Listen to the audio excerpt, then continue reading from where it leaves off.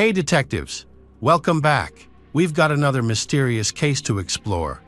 The case of Carly Ryan.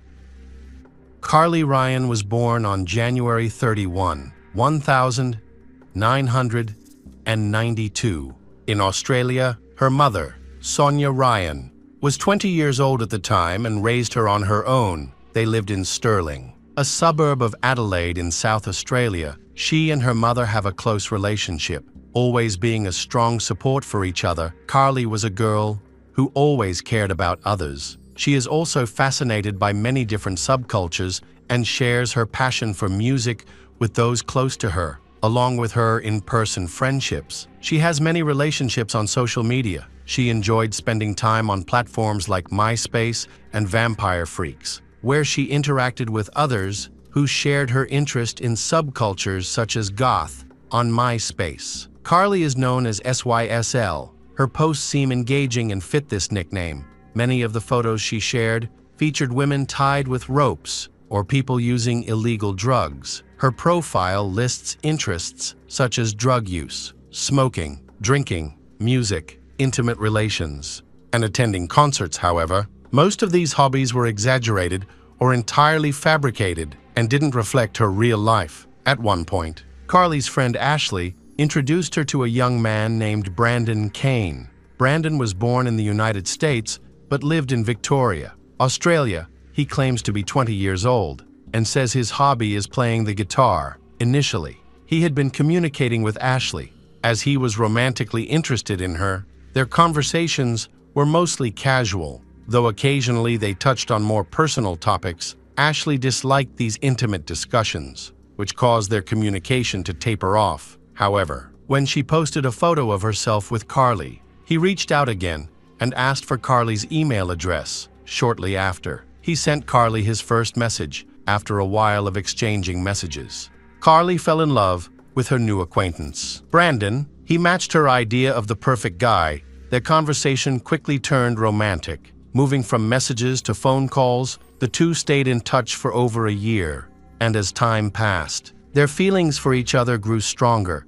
Carly became completely captivated by Brandon and believed he was the love of her life. She even told all her friends and her mother about him. However, her mother, Sonia, was cautious about this relationship, recognizing the potential risks of such communication. It's unclear whether Sonia knew his age, but she suspected that he might be completely different from the person he claimed to be. At times, Sonia monitored her daughter, especially when Carly was chatting with Brandon. She had previously accessed Carly's MySpace account. The conversations there did not arouse any suspicion, even quite innocent. However, what shocked her was the photos found there. Because they were very private in nature, Sonia quickly expressed her concerns to her daughter, Carly, but she dismissed them. Although she herself sometimes found Brandon's behavior strange, some of his actions really made her insecure. Any parent would be alarmed by a 20-year-old man communicating with a 14-year-old girl. Not only was there an age difference, the demands he made on Carly were even more unusual. For instance, one day, Brandon asked Carly to kiss her friend Ashley and record it on video. Carly agreed because she really liked Brandon. However, Ashley was more cautious and wondered if the video might end up on an untrustworthy website. Her concerns grew when Carly began communicating with a man named Shane, who claimed to be Brandon's adoptive father. Like Brandon, he also had a MySpace account. Shane described himself as an honest security guard and a former military officer. He also claimed to have worked as a bodyguard for Marilyn Manson. It seemed that he and Brandon shared not only an interest in music, but also in underage girls. He frequently called Carly on the phone, even when she was spending time with her friends, and asked them inappropriate questions. For instance, he would ask if they were bisexual or if they enjoyed kissing other girls. Ashley felt uncomfortable with Shane's behavior and eventually confided in Carly about it. However, she reacted negatively, leading to an argument between the two friends. Despite this, she was eager to meet Brandon in person. The meeting was arranged for January 26, 2007. However, at the last minute, he announced that he could not come and said that his father, Shane, would come to see her. She happily agreed to this. At this time, Shane has acted as a father figure in Carly's life. Her mother, Sonia, was initially hesitant about allowing a stranger into their home, but Carly was adamant. In January 2007, Shane, a man who appeared to be around 50 years old, arrived at their house. In a light blue car, he was dressed in a security guard's uniform and, for some reason, quickly managed to gain Sonia's trust. Not only does Sonia allow Shane into her home, she also allows Carly to go shopping with him on his trip to the mall. He bought Carly a lot of things. Most of the gifts seemed normal, but some raised suspicions. In total, he spent about $260, however. This generosity was a ploy, as he used the opportunity to secretly watch Carly undress while she tried on clothes during Carly's birthday party. She spent much of her time with her ex-boyfriends, which greatly upset Shane. He felt that she wasn't giving him enough attention. Later in the evening, he managed to gain Carly's favor and went for a walk with her and her friend, Rihanna. While walking, he tried to force two girls to kiss. Rihanna refused, which caused Carly to burst into tears and run back to the house. One night, when Carly was sleeping, something strange happened. Shane climbed into her bed and whispered that he loved her very much and that he wouldn't let anything harm her. The next morning, Ko recounted the entire event to her mother, Sonia, immediately. Her mother confronted Shane to clarify matters. Sonia asked her daughter whether he had touched her, and she answered yes. However, she did not want Brandon to know about this. She even asked her mother to speak with Shane and resolve the situation peacefully. However, Sonia was furious. She decided to cut all ties between Carly, Brandon, and Shane not long after. She sent Shane a letter demanding that he stop contacting her daughter and threatened to involve the police if he didn't comply. Shane's reply was full of anger. He acknowledged there was some truth to what Sonia had accused him of and warned her that he intended to sue her. Although Shane is no longer at their house, Sonia knows that she and her daughter, Carly, are still in danger. There's also a chance he'll try to get back in touch with Carly. However, at this stage, Sonia had no idea that the man who appeared in her house wasn't Shane. He wasn't a security guard, a former soldier, or even the father of someone named Brandon. In fact, both Shane and Brandon's identities are fabrications, created by the same person, Gary Francis Newman. But who is he? The woman, known to Australian media as Christine, found her home had become a prison after marrying Gary. He sought to take complete control of her life. Christine said he would often beat her for seemingly trivial reasons, such as wanting to go shopping with friends or being a few minutes late. These would send him into a rage. Christine worked at a strip club, and her husband, Gary, took all the money she earned when she refused to return to work. He forced her to go back. One day, when she mentioned she planned to go shopping with a friend, he violently dragged her into a room. He pinned her down and began beating her until she lost consciousness. Afterward, he left her lying on the floor. Miraculously, she managed to crawl to the front door, where Gary's mother happened to arrive, shocked by her condition. His mother immediately called a doctor. During the examination, the doctor asked Christine if her husband, Gary, had assaulted her. However, Gary's presence intimidated her into silence. He even squeezed her hand so hard that he broke several of her fingers. Eventually, she found the courage to escape and relocate to Melbourne. Gary seemed unbothered by her departure. He felt free and began to act on his instincts. He became interested in adult films featuring women in schoolgirl uniforms. It wasn't long before he had the idea to make his dark fantasies a reality before pursuing Carly. Gary has tried many times to get acquainted with other girls, each time assuming a new identity. Amazingly, between 2002 and 2003, he created over 200 MySpace accounts. During this period, he tried to establish contact with a 14-year-old girl in the United States, referring to her as a princess and even calling her his wife, using the pseudonym Nesh. He also spoke to another girl in Singapore and even flew there to meet her. However, she deceived him and did not show up. which deeply affected his mental health.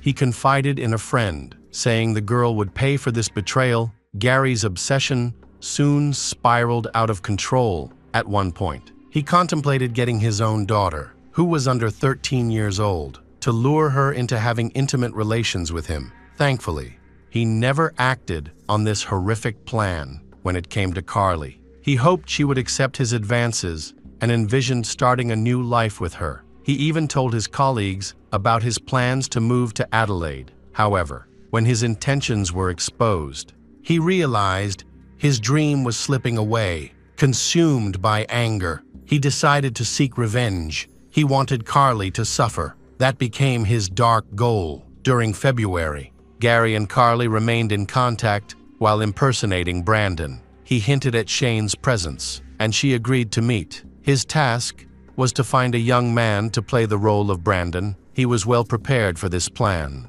As he had previously adopted a 17-year-old boy, this teenager was chosen to impersonate Brandon. That month, Gary and his adopted son traveled to Adelaide. Meanwhile, Carly lied to her mother, Sonia, claiming she would be spending the night at a friend's house. Perhaps feeling guilty about the lie, she hugged her mother several times before leaving and told her she loved her. She then exited the house through the back door. She was met on the street by a man she knew as Shane and the teenager pretending to be Brandon. They then visited Port Elliot, a well-known tourist destination in South Australia. They walked around the town and eventually stopped at a local bay, where Gary gave Carly illegal drugs. After 10 p.m., in a secluded area of the bay, taking advantage of Carly's unconscious state, he knocked her face down into the water and then attacked her. His adopted son assisted by holding Carly down. Then,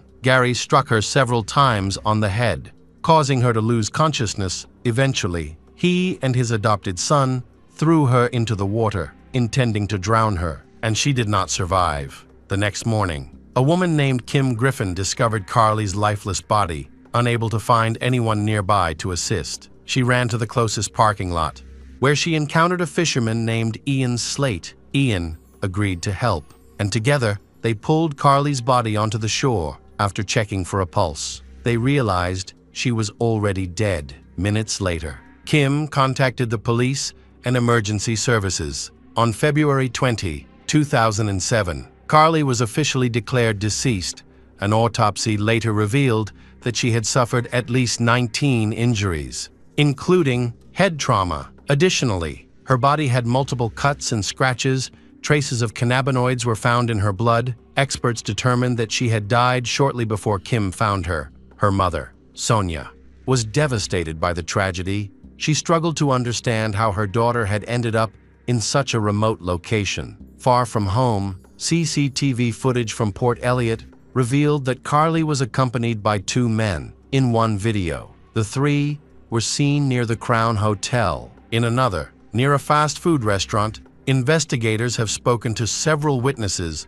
One witness said a man asked him where to buy drinks. He directed them toward the bay. A supermarket cashier, who sold the man cigarettes around 9 p.m., said he asked the same question. Witnesses described Carly as goth or emo. Several people interviewed mentioned seeing a light blue car with Victorian plates. The car was parked on a cliff, and on the control panel there is something that looks like a security guard's card. Investigators reviewed Carly's last phone calls to identify who she had contacted before her death. One number was registered in Melbourne and the other in Adelaide.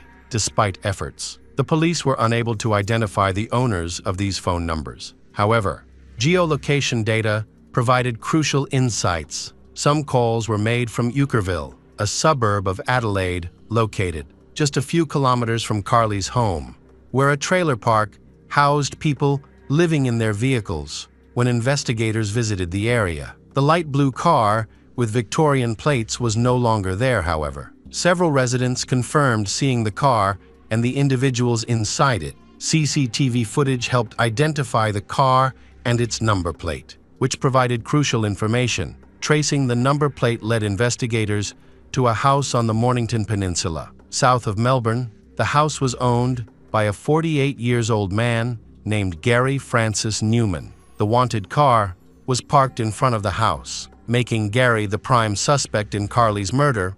When police entered the house, they found Gary sitting at a computer, chatting with a 14-year-old girl from Western Australia. He was once again pretending to be Brandon. It had been just 11 days since Carly's body was discovered in the bay, and he was already targeting another victim during a search of the house. Investigators uncovered numerous items linked to his criminal activities. Notebooks revealed details of 200 fake identities Gary used to communicate with underage girls. Evidence also indicated that he had been engaging in these predatory actions for a long time. One particularly chilling note read, "Rest in peace, Carly Ryan." Police also found sand from Port Elliot on Gary's shoes. Unfortunately, by the time of his arrest, he had already deleted many messages from his profile, and most of the messages between him and Carly were lost. However, recordings of phone calls with Carly were recovered from his computer, including conversations where he pretended to be Brandon. The last exchange between he and she took place shortly before her death, during which they arranged to meet on the 19th, when experts compared Gary's DNA to samples found on Carly's clothing. They determined that the samples matched. This proves that he had contact with her and was at the beach on the day of the murder, even though the evidence is very clear. He maintained his innocence. He tried to blame his adopted son. However, the boy gave a completely different account, accusing Gary of being responsible for everything. As a result, both were arrested. Their trial lasted nearly 3 years. Throughout the trial, Gary continued to deny his guilt, as he had been doing for months. He shifted the blame to his son, insulted him, and accused him of lying. He also claimed that the authorities and the media had conspired against him. While in prison, he wrote several letters to his relatives, asking them to help him and support his alibi. However, instead of helping him, his family reported his requests to the police until the trial ends. Carly's identity remains absolutely secret. The only publicly known details were about her personality. Initially, the media portrayed her as a troubled teenager, and it was reported that she had wanted a relationship with an older man. This information caused the case to receive nationwide attention. The first court hearing occurred on October 20, 2009, at the Supreme Court of South Australia. Just before the trial began, Justice Trish Kelly declared that evidence, such as conversations between Gary and other teenage girls, would not be admissible. She would only admit evidence that was directly relevant to Carly's case. The prosecution argued that Gary and his adopted son jointly managed the profiles of Brandon and Shane. However, the son's defense claimed he merely helped his father cover up the crime. For a long time, Gary and his legal team tried to shift all blame for Carly's death onto his adopted son. However, during a court appearance in January 2010, he shocked everyone by changing his stance. He claimed neither he nor his son was responsible for her death. He asserted that he never had feelings for Carly and describes their relationship as similar to that between a stepfather and daughter. Furthermore, Gary says that he has no feelings for anyone, as he is asexual, meaning he is not interested in intimacy. However, this was only his testimony in court, according to Gary. The only person who had feelings for Carly was his adopted son. Gary claims he pretended to be Shane. While his adopted son played the role of Brandon, he explained that he had been obsessed with social media for a long time, which he attributed to his bipolar disorder and obsessive-compulsive disorder. He stated that he fabricated the situation as part of a study, which he intended to use for writing a book about social media manipulation. Although he denies causing Carly's death, he admits to taking her away from her home to explain his actions. Gary said that Carly and his adopted son had attended a party in town, and only then did he meet them. Finally, he and his son returned home. Leaving Carly alone on the beach, he hoped that this testimony would have his charges reduced to manslaughter, suggesting that Carly had harmed herself. However, The jury did not accept this testimony. As a result, Gary Francis Newman was convicted of Carly's murder. On January 21, 2012, a judge sentenced Gary to life in prison without the possibility of parole until he had served 29 years. All charges against his adopted son, who was a minor at the time, were dropped. The son's identity was never revealed following the trial. Sonia Ko founded the Carly Ryan Foundation, a nonprofit focused on promoting online safety following the tragic loss of her daughter Carly. Her goal was not to stop young people from using the internet, but to ensure they could do so safely over time.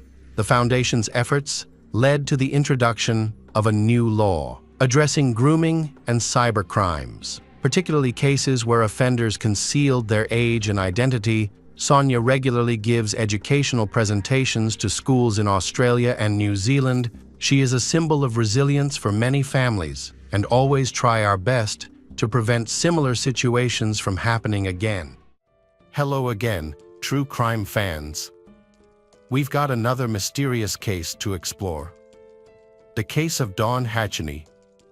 Dawn Marie Hatcheney was born on December 5, 1969, in Seattle, Washington. She is the eldest child and only daughter of Donald Hatcheney and Diana Parle. Her father worked in a shipyard, while her mother was a homemaker. Dawn grew up with her three brothers, Dennis, Darren, and Derek, in Bremerton, Washington. Dawn developed a strong faith from an early age. According to her mother, she accepted God into her life at the age of 4. However, her childhood was also challenging. Her parents struggled with anxiety and depression, which often led to frequent conflicts at home. When Dawn was about 11 years old, her mother, Diana, left the family for another man. This new relationship resulted in the birth of another child. However, the relationship did not last, and Diana eventually returned to the family, bringing her newborn child with her. Despite these hardships, Dawn did well in school. She worked hard to achieve good grades and overcome her challenges. Her hard work paid off when she entered the prestigious Scripps National Spelling Bee at age 12. This achievement not only led her to the White House, but also gave her the opportunity to meet former President Ronald Reagan. Dawn graduated as valedictorian from Bremerton Christian School in 1988 and then attended Northwest College of the Assemblies of God Church in Seattle. During her college years, she met Nick Hatcheney, and they quickly formed a close relationship. However, Dawn's friends were concerned when she called Nick her other half after only a few dates, as they worried that Nick's assertive personality might not be a good fit for her. They wanted Dawn to find someone who would be unwaveringly supportive and emotionally committed. Nick grew up in Poulsbo, Washington, and his childhood shared some similarities with Dawn's. However, his family life was difficult. His father, Dan, was often distant and busy with work, leaving Nick feeling neglected. Nick's mother, Sandra, was busy with home daycare and foster care, which left Nick feeling like he was not a priority to her. He even felt that his mother favored his biological siblings and adopted children over him, leading Nick to believe that she hated him. Nick struggled with the emotional distance between his parents, especially his mother's long-term depression and his father's lack of attention.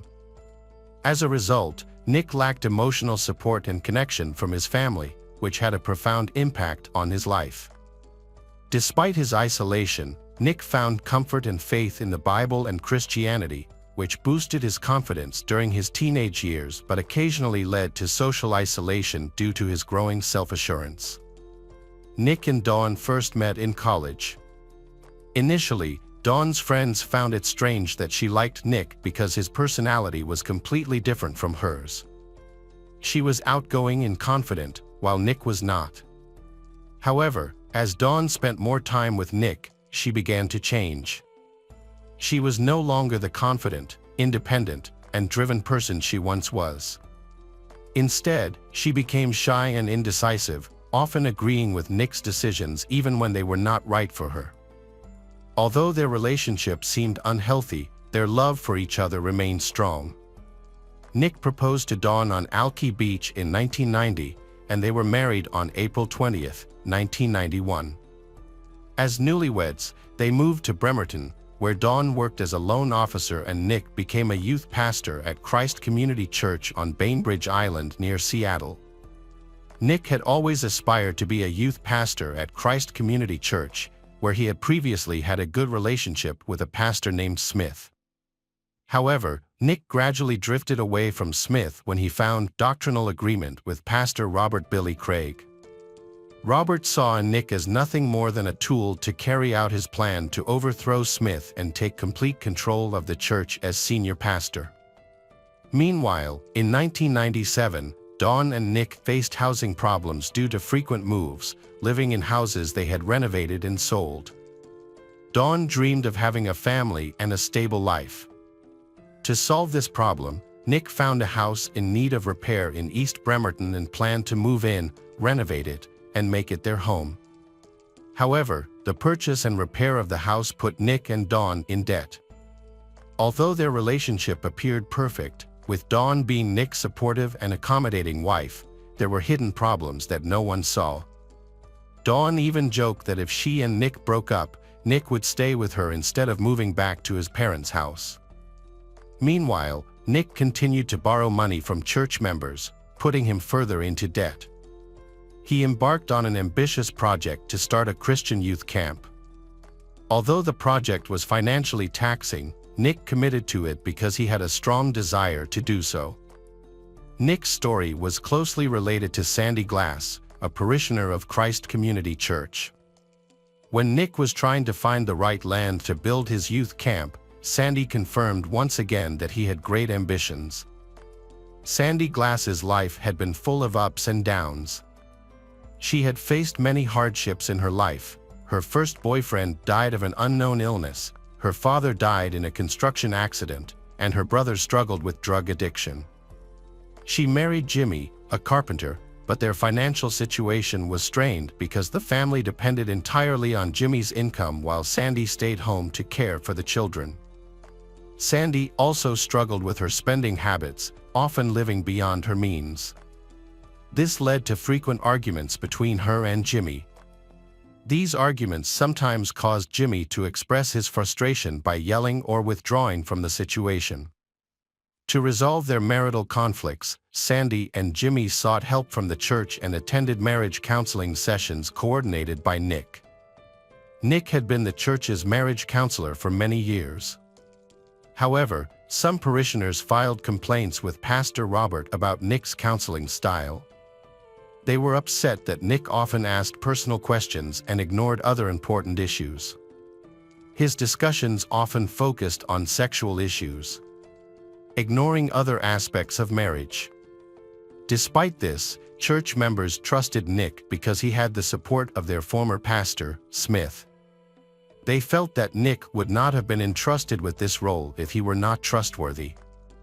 In the fall of 1997, Pastor Robert replaced Smith as senior pastor. Smith and his wife then left to do missionary work in Africa. Jimmy's parents, who were also church members, disagreed with his decision to seek church counseling. They were skeptical about Nick's qualifications and experience in guiding their son's marriage. When Nick focused primarily on Sandy, they became even more concerned because they felt he should focus on both of them equally. The relationship between Nick and Sandy went beyond the boundaries of a normal mentoring relationship. They spent too much time talking on the phone, meeting at church, and even outside. This made Jimmy's parents feel that their relationship was inappropriate as they interacted frequently and acted intimately. Pastor Robert's wife, Pamela, also noticed Nick's behavior and spoke to him privately. She expressed her concerns about his inappropriate behavior and advised him to focus on his own marriage. When complaints about Sandy and Nick's relationship arose, Robert had to intervene. He warned Sandy that her relationship with Nick was unacceptable and needed to end immediately. However, Sandy felt that she had a special connection with Nick. She wrote a letter to Robert, expressing her anger and frustration. In the letter, she stated that she felt Robert did not trust her. The relationship between Sandy and Nick had a negative impact on those around them. Dawn and Jimmy, along with Jimmy and Sandy's children, felt hurt by this. At one point, one of their children told Jimmy that Sandy and Nick had talked about Nick becoming their new father when Jimmy died. At church, Dawn began to share her grief with her friends. She told them about her financial situation and her desire to have children, but Nick was against the idea. By the end of 1997, Nick was romantically involved with several women besides Sandy. He spent time with them in private and on phone calls that lasted for hours. However, Sandy dreamed of the beautiful future she hoped to have with Nick. She encouraged him to invest more in the plan to open a youth camp and develop a romantic relationship with her. She believed that both of them were brought together by fate. A group of women in the congregation had tried to clear things up with Dawn, letting her know that the problems in her marriage with Nick had not been her fault, but rather Nick himself. However, her life had not turned out the way she had expected when she had married him. Back on Christmas, Dawn had woken up feeling unwell. Still, she and Nick had decided to visit her family and spend the day together. Later that evening, they had gone to Smith's house and spent time with his family. Early the next morning, the 26th, Nick had planned to go hunting with Lindsay Smith's daughter and her friends. Before leaving, Nick had met his friends at the Hood Canal Bridge in Jefferson County. After a few hours in the woods without catching anything, they had decided to return and have breakfast at a local diner around 9 a.m. While everyone was eating, Nick had suddenly become concerned and said that Dawn and he had not opened their Christmas presents. Around 9:30 a.m., Nick had left the diner and returned home. At 10 a.m., he had discovered that his wife had died in a fire. Investigators had discovered that the fire had initially started in Nick and Dawn's bedroom due to a faulty space heater.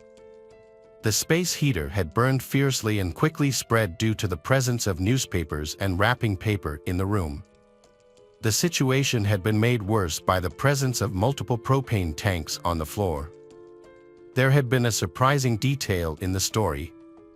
Less than an hour earlier, Nick had told his friends at the diner that he and Dawn had not opened their Christmas presents. However, when he had spoken to the authorities, he had said that they had opened the presents the night before. Nick had explained that his wife, Dawn, had been feeling unwell and had gone to bed. He also had said he had received a propane tank as a Christmas gift.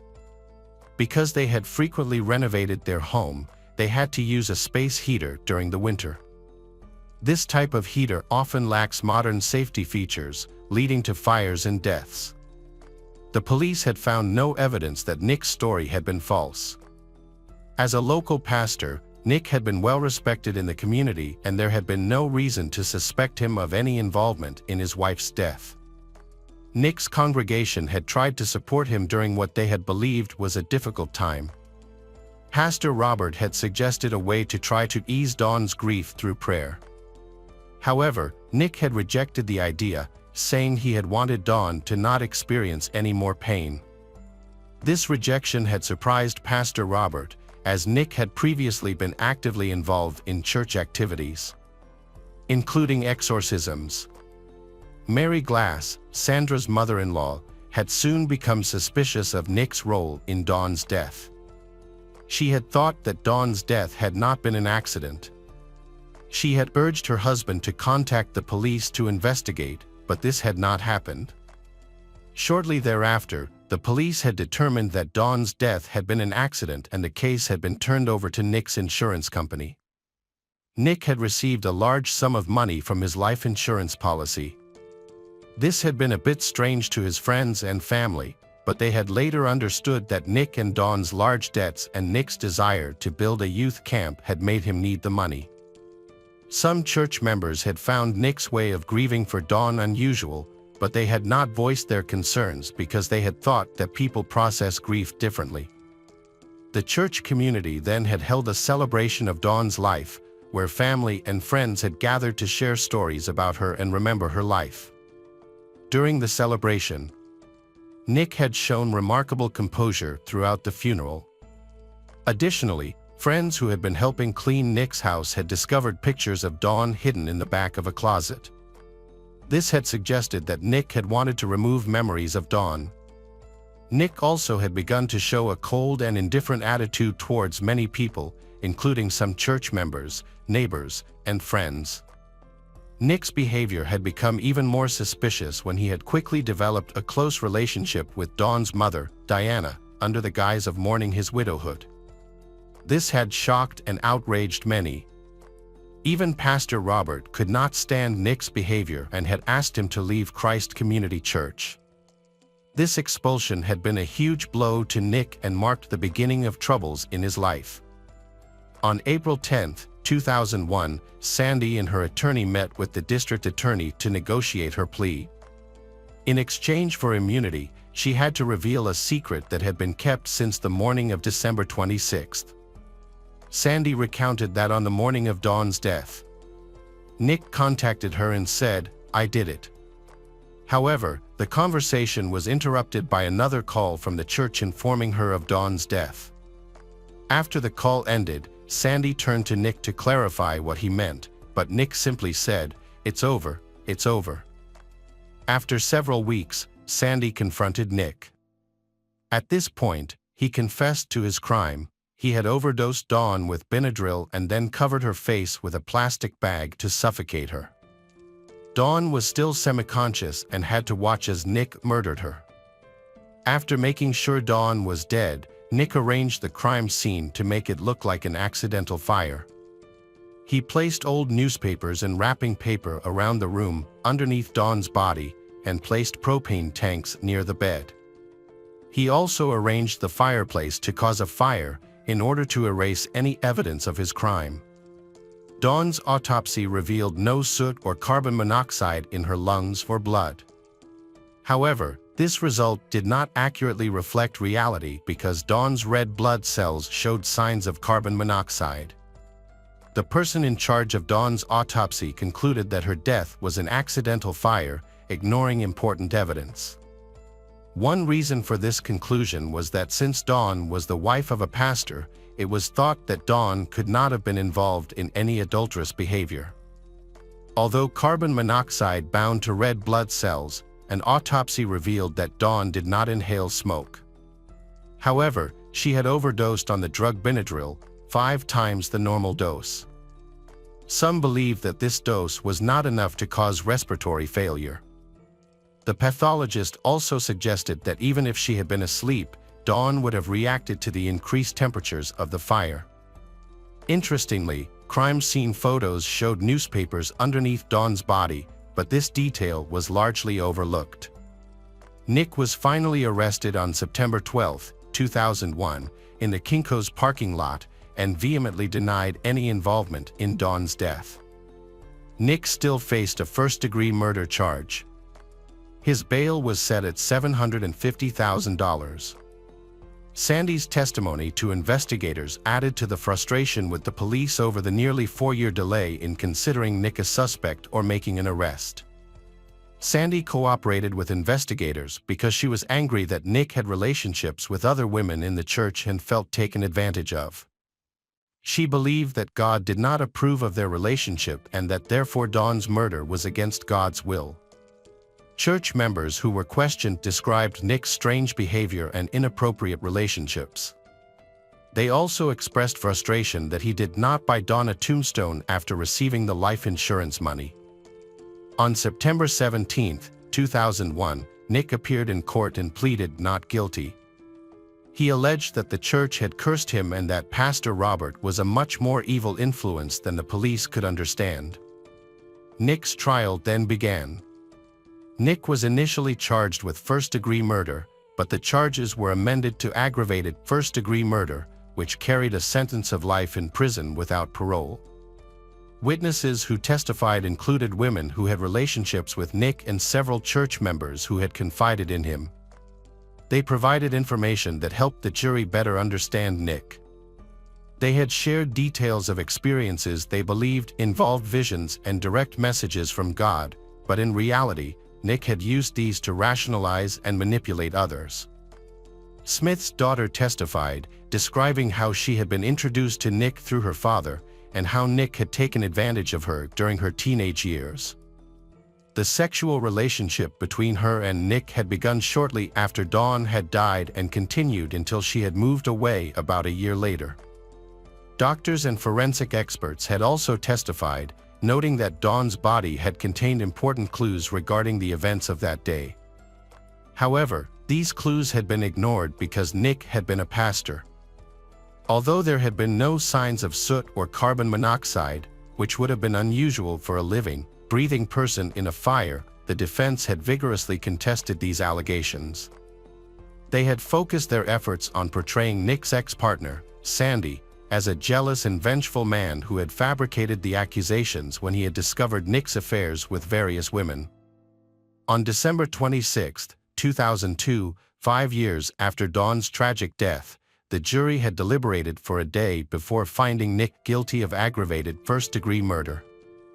At his sentencing hearing on February 7, 2003, Nick had addressed Dawn's friends and family, asserting his innocence but expressing remorse for his actions and sharing his sorrow for their loss. Nick had acknowledged that Dawn had deserved better treatment and had been sentenced to life in prison. However, in 2007, an appeal to the state Supreme Court had resulted in a modification of his sentence. The appeal had argued that the original charge of aggravated first-degree murder did not match Dawn's actual cause of death, as she had died from strangulation. The defense had argued that Nick did not deserve a life sentence. Ultimately, the state Supreme Court had ruled in favor of the appeal and commuted Nick's sentence to 26 years. Nick would be eligible for parole in 2025 and might be eligible for early release. Dawn had gone too soon, but not forgotten. She had chosen a life with someone she had trusted, but that had not come true. Sadly, that had led to betrayal and her heartbreaking death. Hello friends, welcome to our channel. Today we're going to take a look at another horrible case with you. The case of Donald Harvey. Donald Harvey was born on April 15, 1952, in Hamilton, Ohio, to Ray and Goldie Donald. He was the oldest of 3 children and was affectionately known as Donnie by his parents. Following his birth, the family relocated to Boonville, Kentucky, a small community in the Appalachian Mountains. Despite struggling with poverty, they was loving and nurturing to their children. However, their marriage began to deteriorate due to their economic struggles. As a child, Donald was quiet and mostly kept to himself, showing no apparent signs of abnormality. However, he suffered a traumatic past, being sexually abused and assaulted by at least 3 men. The perpetrators included his uncle on his mother's side, who molested him during visits to his grandmother's home, and an older neighbor who offered him money for sexual favors. Additionally, at the age of 18, Donald claimed to have been sexually assaulted by his roommate, Randy White. While a traumatic past can contribute to the development of psychological issues, Donald was often perceived as a loner in school. He preferred to focus on his studies and rarely participated in extracurricular activities, opting to read instead. Although this helped him earn good grades, it also led to teasing and the label of teacher's pet. After graduating from Sturgeon Elementary School, Donald enrolled in Boonville High School in 1968. Despite his good academic record, he soon found himself bored with the daily routine and decided to drop out. However, he eventually earned his diploma through a correspondence school in Chicago and received his general education development at the age of 16. With no clear future plans, Donald struggled to figure out his life's direction. He eventually moved to Cincinnati, Ohio, where he landed a job at a local factory. However, when the factory closed down in 1970, Donald lost his job and was left uncertain about his future. Around that time, his mother called and asked him to visit his ailing grandfather, who was in Marymount Hospital in London, Kentucky. Donald agreed to the visit. During his daily visits to see his ailing grandfather, Donald formed strong relationships with the hospital workers, who grew to genuinely like him. Their admiration for him led to an unexpected job offer. Although it is unclear what motivated Donald to want to work as a nurse's aide, some speculate that he needed to earn a living after losing his previous job. Despite lacking formal training in nursing or medicine, the hospital staff entrusted him with responsibilities. Donald's job at the hospital involved caring for patients on his own, including tasks like changing bedpans, inserting catheters, and giving medications. Despite the challenges, Donald's early weeks at the hospital passed without incident. However, on the evening of May 31, 1970, Donald was attending to 88-year-old stroke patient Logan Evans in a private room. Suddenly, Evans rubbed his own feces on Donald's face. While it's likely Evans wasn't fully aware of his actions due to the effects of his stroke, the incident triggered something within Donald, leading him to completely lose control. Without realizing what he was doing, Donald suffocated Evans with a blue plastic bag and a pillow until the patient was motionless. He then checked Evans' pulse with a stethoscope to confirm his death. Following the killing, Donald disposed of the plastic bag, cleaned Evans' body, dressed him in a fresh gown, and showered him before notifying the nurses about the patient's passing. After the first incident, no one suspected anything out of the ordinary. Donald went to cover the patient with a sheet, but instead, he used his hand to smother him to death. It was surprising that he was able to do this without anyone noticing, especially since he used a pillow to kill him. The next day, Donald was assigned to care for another elderly patient, 69-year-old James Tyree. He made a critical mistake by using the wrong size catheter on him. When James realized what was happening, he yelled at Donald to remove it. Donald used his hand to restrain him, which caused him to vomit blood and eventually die from an air embolism. Once again, no one suspected foul play. With no one suspecting him of any wrongdoing after his first two murders, he became more confident and careless. Just 3 weeks after the first murder, Donald deliberately cut off the oxygen tank of 42-year-old patient Elizabeth Wyatt. He later claimed that he had ended her suffering, as she had expressed a desire to die. A nurse found Elizabeth dead 4 hours later, but no one questioned Donald about her death. Over the next 10 months, he took advantage of the lack of suspicion and killed 15 more patients under his care. He saw this as an opportunity to indulge his darker impulses, and he continued to kill without being detected. Donald's methods of murder varied widely, driven by a desire for pleasure or experimentation. He would often use smothering, sabotage oxygen tanks, inject lethal drugs, or overdose patients with medication. When angered, his methods became even more brutal. On one occasion, he inserted a coat hanger through a patient's catheter after an argument, puncturing the patient's bladder and bowel, which led to infection and death a few days later. Despite the brutality of his actions, Donald considered himself a mercy killer, the self-proclaimed angel of death who was playing God with vulnerable patients. He cloaked his horrific deeds in a mask of kindness, believing that his actions were somehow merciful. On March 31, 1971, the day he was arrested for burglary while drunk, Donald's life took a turn. In his incoherent confession, he revealed his dark secret to the police, but no one took him seriously. As a result, he faced only charges of petty theft and paid a fine instead of serving prison time. This close call prompted Donald to attempt to turn his life around. For a few months, he tried to regain stability and eventually landed a part-time job as a nurse's aide at Cardinal Hill Hospital in Lexington. In June 1973, Donald started a second nursing job at Good Samaritan Hospital in Lexington. He held both nursing positions simultaneously before eventually moving on. Between August 1974 and September 1975, he took on 2 non-nursing roles, a telephone operator in Lexington and a clerk at St. Luke's Hospital in Fort Thomas, Kentucky. Notably, Donald was able to resist his urge to kill during this period. A possible explanation is that he had limited access to patients in these new roles, which may have also contributed to his decision to change jobs frequently.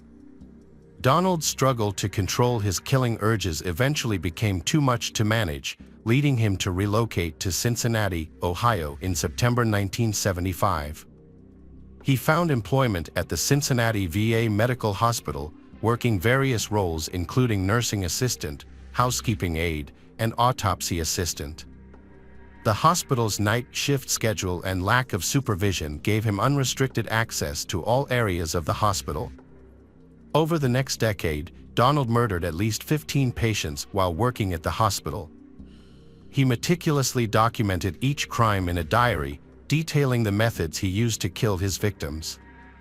These methods included poisoning patients' food and drinks, suffocating them with plastic bags and towels, and injecting them with lethal substances.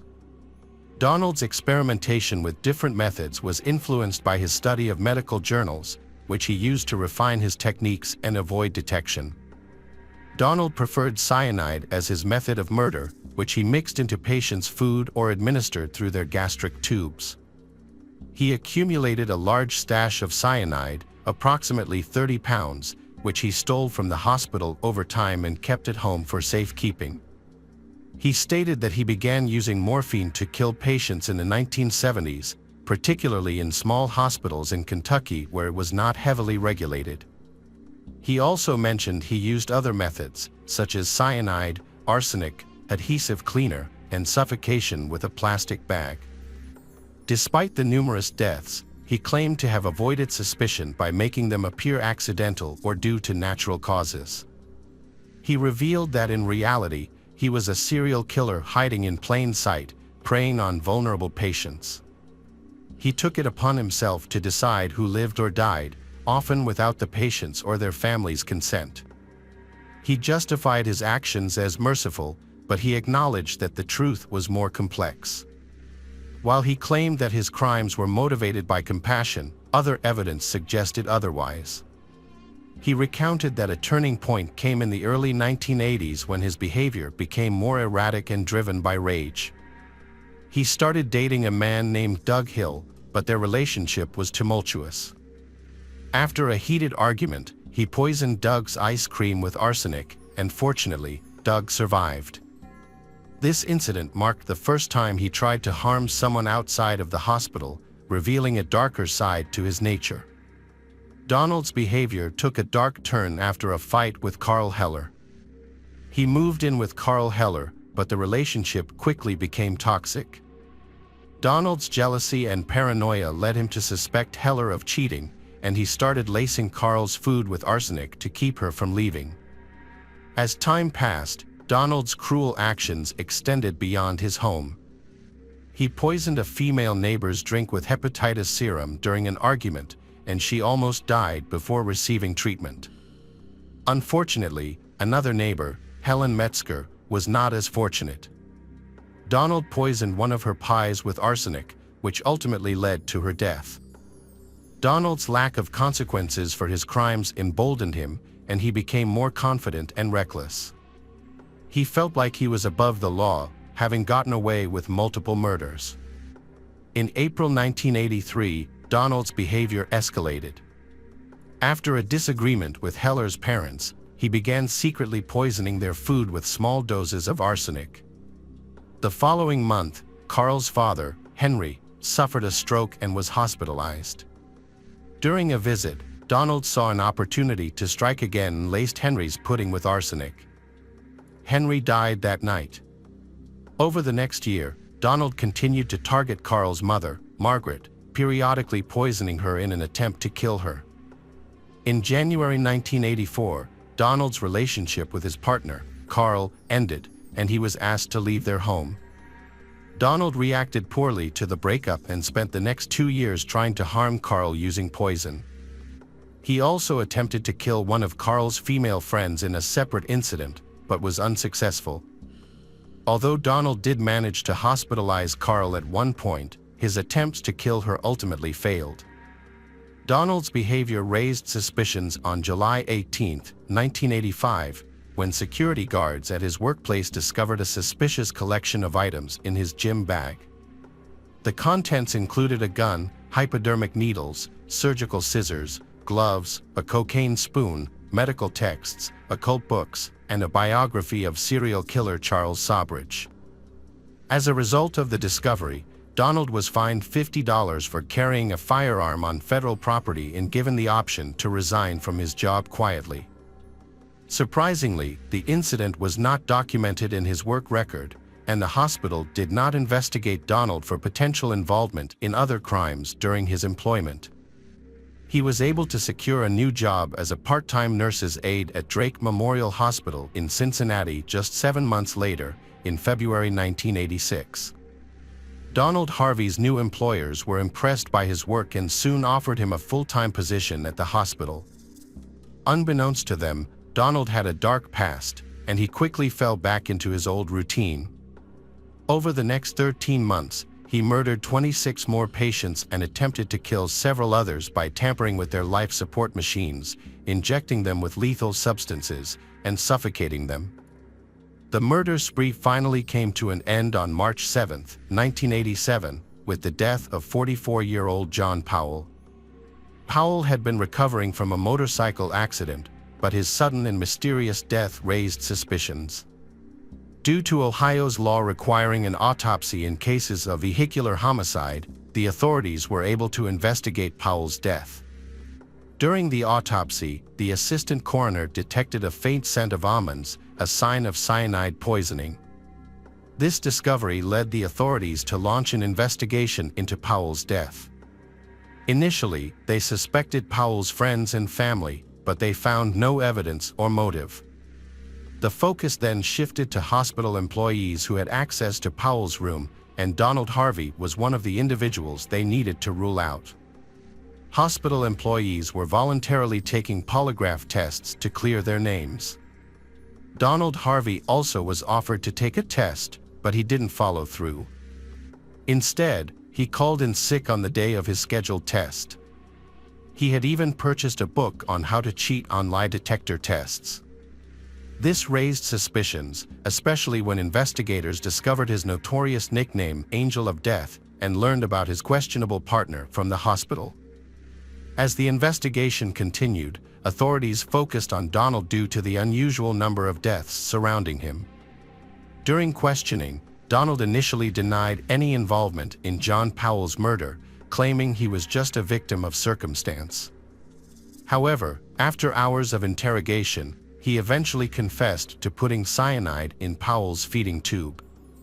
He claimed he did it out of sympathy for Powell and his family, but denied responsibility for the other suspicious deaths. Donald was taken into custody, and investigators began searching for more evidence. On August 11, 1987, Donald, then 35, confessed to committing 33 murders over the past 17 years.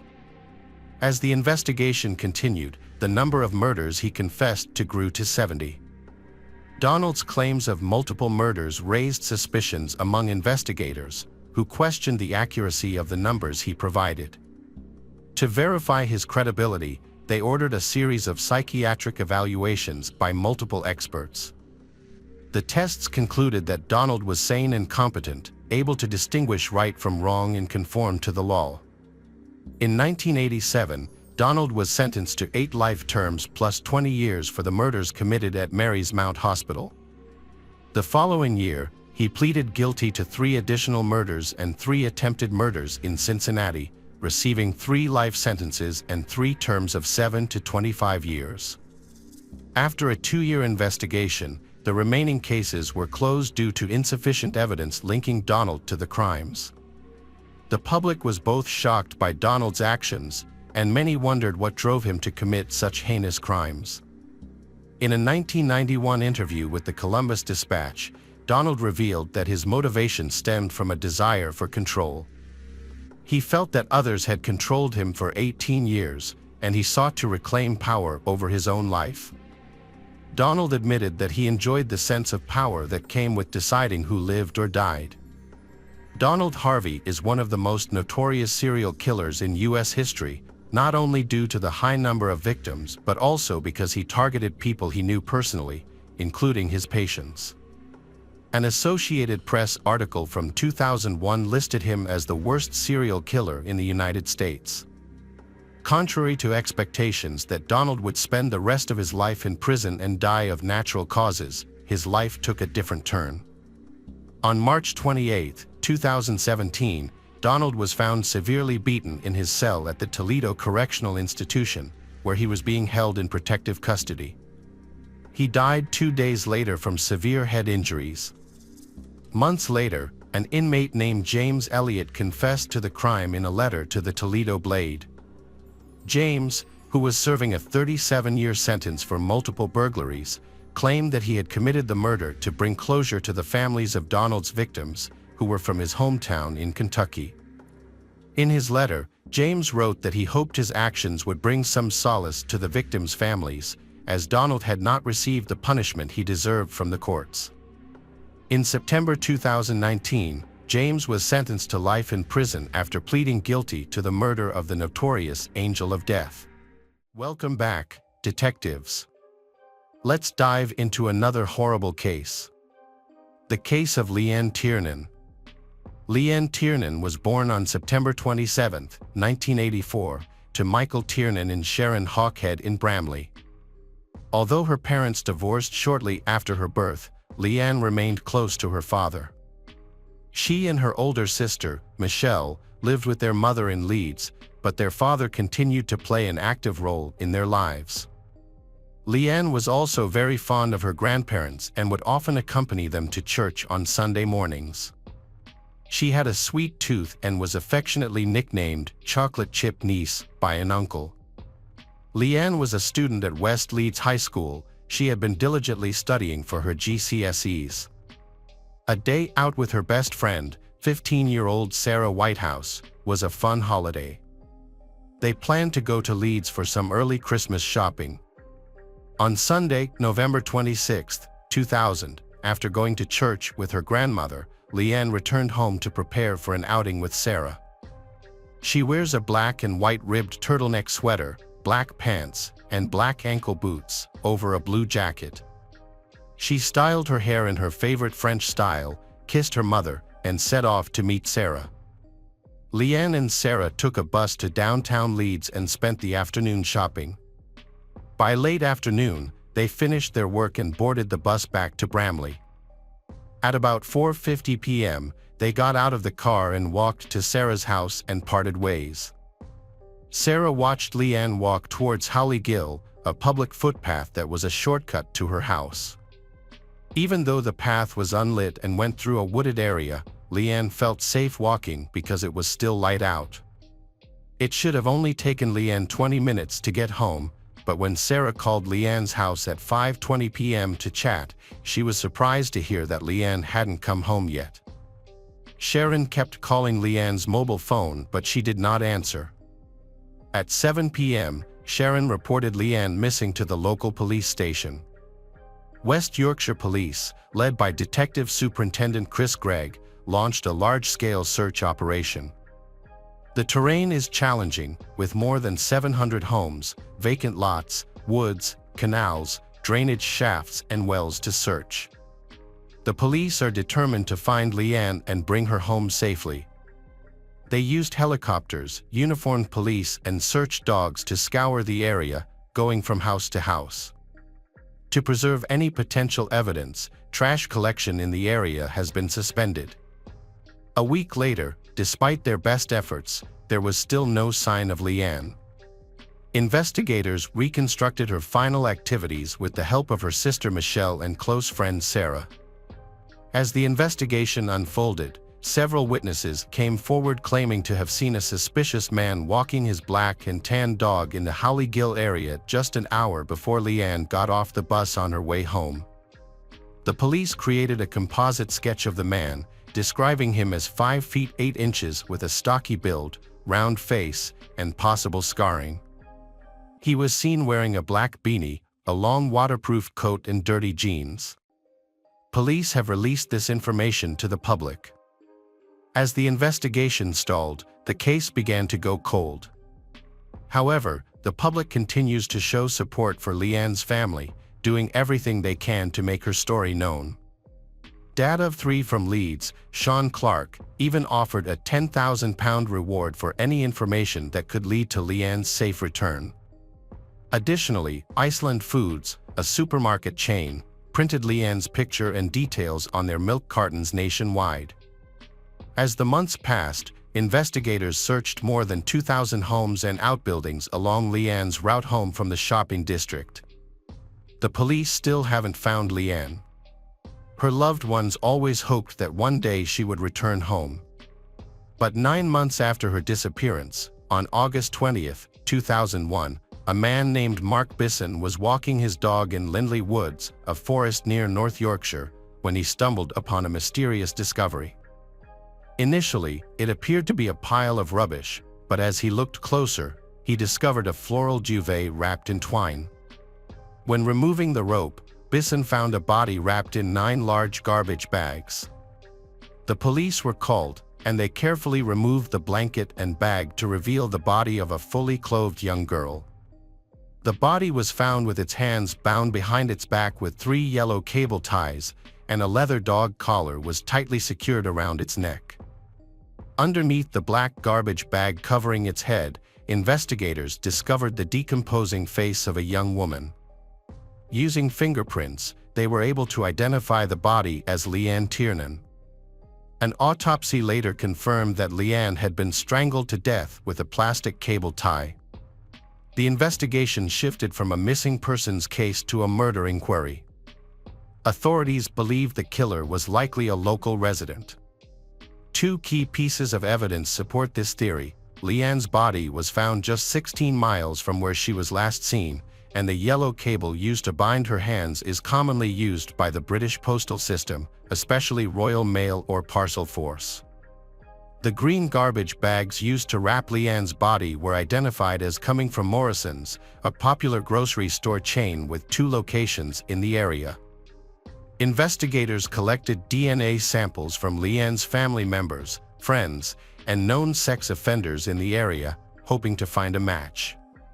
In addition, a thorough search of the bushland area where Leanne's body was buried was conducted. The investigation into Leanne's death was ongoing, but one thing puzzled detectives: her body was found in an area that had been thoroughly searched before, and it didn't show the usual signs of decomposition after 9 months.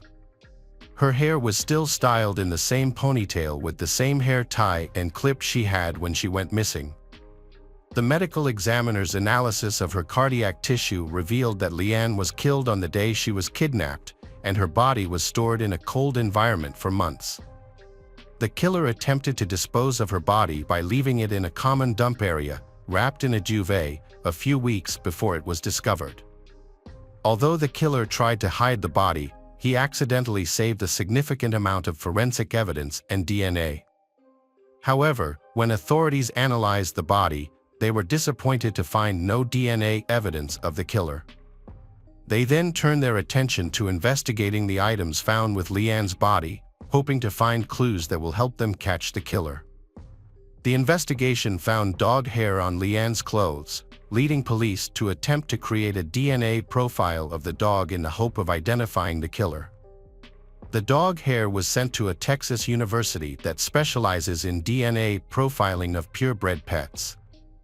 Although the university was able to obtain a partial DNA profile, they were unable to match it to a specific dog, so analysis was stopped. A knitted scarf was found around Leanne's neck containing knotted human hair. The hair was submitted for DNA testing, and a DNA profile was successfully created from the small amount of DNA found inside the hair shaft. The police then turned their attention to the dog collar that had been used to wrap a black bin liner around Leanne's neck. The collar was found to have been manufactured by a company called Armitage Leather Products, based in Nottingham. Detectives hoped that if the killer had purchased the dog collar from them, they might be able to obtain his name or address. The police reached out to the manufacturer and requested sales records. After analyzing these documents, investigators contacted more than 220 wholesalers across the UK. Their 112th inquiry proved successful. They contacted a company called Pet Pajamas, based in Liverpool, which revealed that it had sold 3 of the distinctive dog collars in question. Pet Pajamas provided investigators with details of the 3 customers who had bought these items. The detectives started investigating the customers and soon identified a prime suspect, John Taylor from Bramley, near the area where Leanne was last seen. Taylor's name had previously come up during the investigation when Leanne's body was found. At the time, witnesses reported that Taylor was frequently seen in the woods with his dog. By the time investigators prepared to question Taylor, he had already stated that his dog had passed away before Leanne's murder, sparking suspicion that he may have deliberately killed his pet to conceal evidence. At first glance, John Taylor seemed like a regular person. He was a 45-year-old man working as a delivery driver for Parcel Force, a division of the Royal Mail. He had no serious criminal history except for one instance when he stole a suit as a 15-year-old. He was previously married, with the couple having 2 children, a son in 1981 and a daughter in 1983, before they got a divorce in 1996. He appeared to be living a solitary and unassuming life in a modest house on Cockshot Drive, Bramley, Leeds. Taylor's neighbors consider him a normal person, but he enjoys causing pain to animals. He would hunt and torture rabbits, stab foxes, and bludgeon pheasants to death. In 1982, Taylor started breeding dogs and ferrets at his home on Cockshot Drive, which led to a buildup of animal waste. The smell eventually became unbearable for his wife, Janet, who had always taken pride in their home. Janet could no longer tolerate the situation and filed for divorce. Taylor frequently traveled around the country, not for work but to meet women he had contacted online. He often uses the internet to find female friends online and often has sex with them. Investigators later tracked down some of these women through Taylor's phone records and interviewed them. While most described him as harmless, some admitted to having called the police to report him as a suspect after the discovery of Leanne's body. 2 women, in particular, described Taylor as someone who enjoyed violence during intimate encounters.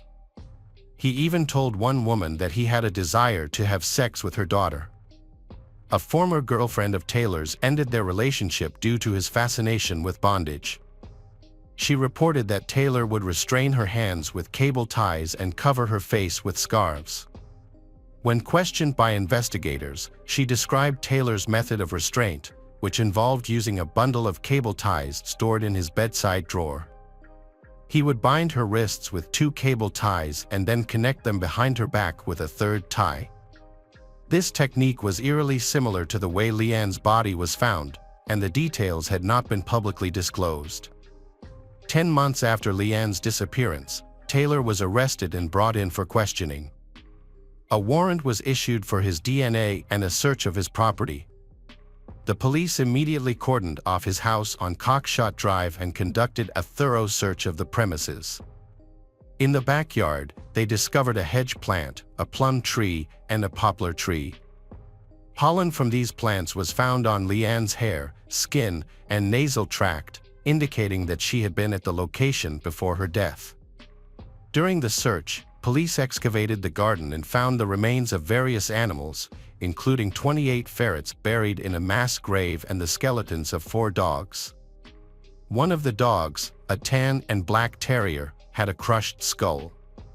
It is possible that Taylor killed his dog to conceal his identity after learning that the police were looking for a suspect with a dog. Forensic tests revealed that the hairs found on Leanne's body matched those of the tan and black terrier. Investigators gathered crucial evidence linking Taylor to Leanne's murder inside the house. A closer examination of the floorboards revealed pink carpet fibers caught on nails, which matched the fibers found on Leanne's body. Additionally, a blood stain belonging to Leanne was discovered under the floorboards. The twine used to tie the bin liners around Leanne's body was identified as part of a unique batch produced by a manufacturer in Devon, specifically designed for making rabbit-catching nets. A matching batch was found in Taylor's home. Further investigation revealed a stash of yellow zip ties in Taylor's house, which were manufactured by an Italian company exclusively for the Royal Mail. As Taylor worked for Parcel Force, a division of Royal Mail, it was easy for him to obtain these ties. A nail in John's kitchen had the same type of garbage bag wrapped around it, adding to the evidence. 3 large freezers were also found on the property, although their significance was not immediately clear. Initially, Taylor denied knowing Leanne or being involved in her murder. However, when giving evidence, Taylor admitted to kidnapping Leanne but insisted her death was an accident. He claimed that Leanne died from a fall that hit her head. According to investigators, Leanne's death did not occur as a result of a fall, as claimed by Taylor. In reality, Taylor attacked Leanne from behind while she was walking alone on the unlit path of Holly Gill. There were no eyewitnesses, but a stifled scream was reported. Investigators concluded that Taylor then strangled Leanne and bound her hands with cable ties, resulting in her death. In 2002, John Taylor, 46, was found guilty of murdering and kidnapping Leanne. He received 2 life sentences and will be eligible for parole after 20 years. After his conviction, investigators discovered that Taylor had committed previous crimes. Once his DNA was added to the police database, they matched him to 2 old assault cases. One assault occurred on October 18, 1988. A 32-year-old woman was attacked while walking to pick up her kids from school on Holly Gill. Taylor was masked and carried a knife. Another attack happened on March 1, 1989, when Taylor entered a Bramley house through force, masked and with a knife. He dragged a 21-year-old mother into her bedroom and attacked her. He also stripped, blindfolded, and gagged her, while her 18-month-old daughter cried in the next room. The investigation into Leanne's murder showed a clear calculation in the disposal of her body. After her murder, Taylor kept her body in his kitchen freezer. In the years following Leanne's case, police conducted a nationwide review of similar cold cases. In 2018, the full extent of John Taylor's heinous crimes came to light when he confessed to a series of vile acts committed against 5 women between 1977 and 1996. One of these incidents involved holding a knife to the throat of a pregnant woman and forcing her to perform a degrading act. Another incident occurred in 1977, just before Christmas, when he assaulted a barmaid. Taylor pleaded guilty to these attacks and was sentenced to life in prison without the possibility of parole. He is currently serving his sentence at Wakefield Prison, a maximum security facility notorious for housing infamous and violent offenders. Many questions remain about the extent of Taylor's crimes, including how many more murders and assaults he may have committed and how far back his crimes date. It is also unclear how he managed to evade capture for so long. Hello friends, welcome to our channel. Today we're going to take a look at another horrible case with you. The case of Sarah Johnson. In the quiet town of Bellevue, Idaho, a typical Tuesday morning on September 2, 2003, turned into a chaotic scene. At 6:20 a.m., residents were jolted by the sound of gunshots, followed by the wailing of sirens as sheriff's deputies from Blake County rushed to the Johnson residence. Inside the house, officers found a gruesome scene. Diane Johnson had been shot once in the head and was found in bed, while her husband Alan Johnson lay dead on the floor, having been shot once in the chest. A 16-year-old girl named Sarah was left shaken but unharmed after a traumatic event. As detectives investigated the scene, they discovered surprising secrets that ultimately led to a stunning discovery. But who had Sarah's parents, Diane and Alan, wronged, and what series of events led to their heartbreaking deaths? A frantic 911 call was made after a neighbor reported a horrific crime. The caller stated that a 16-year-old girl, Sarah Johnson, had arrived at her doorstep, frantically screaming that her parents had been shot. The caller reported hearing 2 gunshots.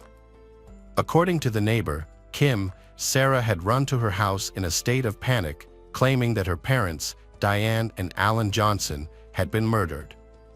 The police and emergency responders were immediately dispatched to the scene. Upon arrival, law enforcement officials entered the house and were met with a disturbing scene. They found Diane, 52, in bed with a fatal gunshot wound to her head. It appeared that she had been killed while she was asleep. The walls and ceiling near the headboard were splattered with blood, and a fragment of her skull was found on the floor. Alan's body was found on the floor beside Diane's side of the bed. He was wearing only a towel, and a large pool of blood had formed around him. Initially, police thought they had a clear-cut murder-suicide case. However, as they took a closer look at the crime scene, their theory quickly unraveled. At the scene, investigators noticed the sound of running water and followed the trail of blood to the adjacent bathroom. The shower was still on. Once they turned off the water, they observed blood splatter on the walls and a single bullet hole in the shower wall. The officers then expanded their search of the house for more evidence. In the bedroom where Diane's body was found, investigators discovered what they believed to be the murder weapon, a .264 caliber Winston rifle, on the floor. At the foot of the bed, 2 kitchen knives were also discovered. Another knife was found on the bed of the Johnson's son, Matt. The placement of these knives baffled investigators.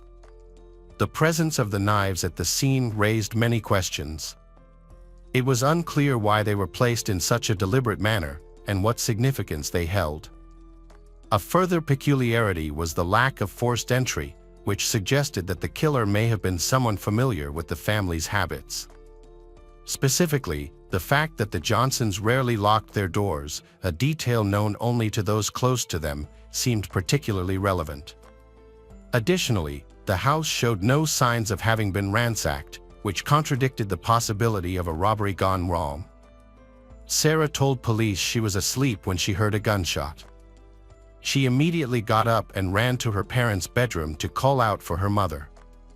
That's when she heard a second gunshot. Fearful for her safety, Sarah rushed to her neighbor's house for help. She didn't see the person who fired the shots. Her neighbor, Kim Richards, backed up Sarah's account and was the one who called 911. On the property was a separate guest house that belonged to a family friend, 45-year-old Mel Spiegel. As investigators entered the house, they discovered a crucial piece of evidence on the bed, the scope from the rifle found at the crime scene.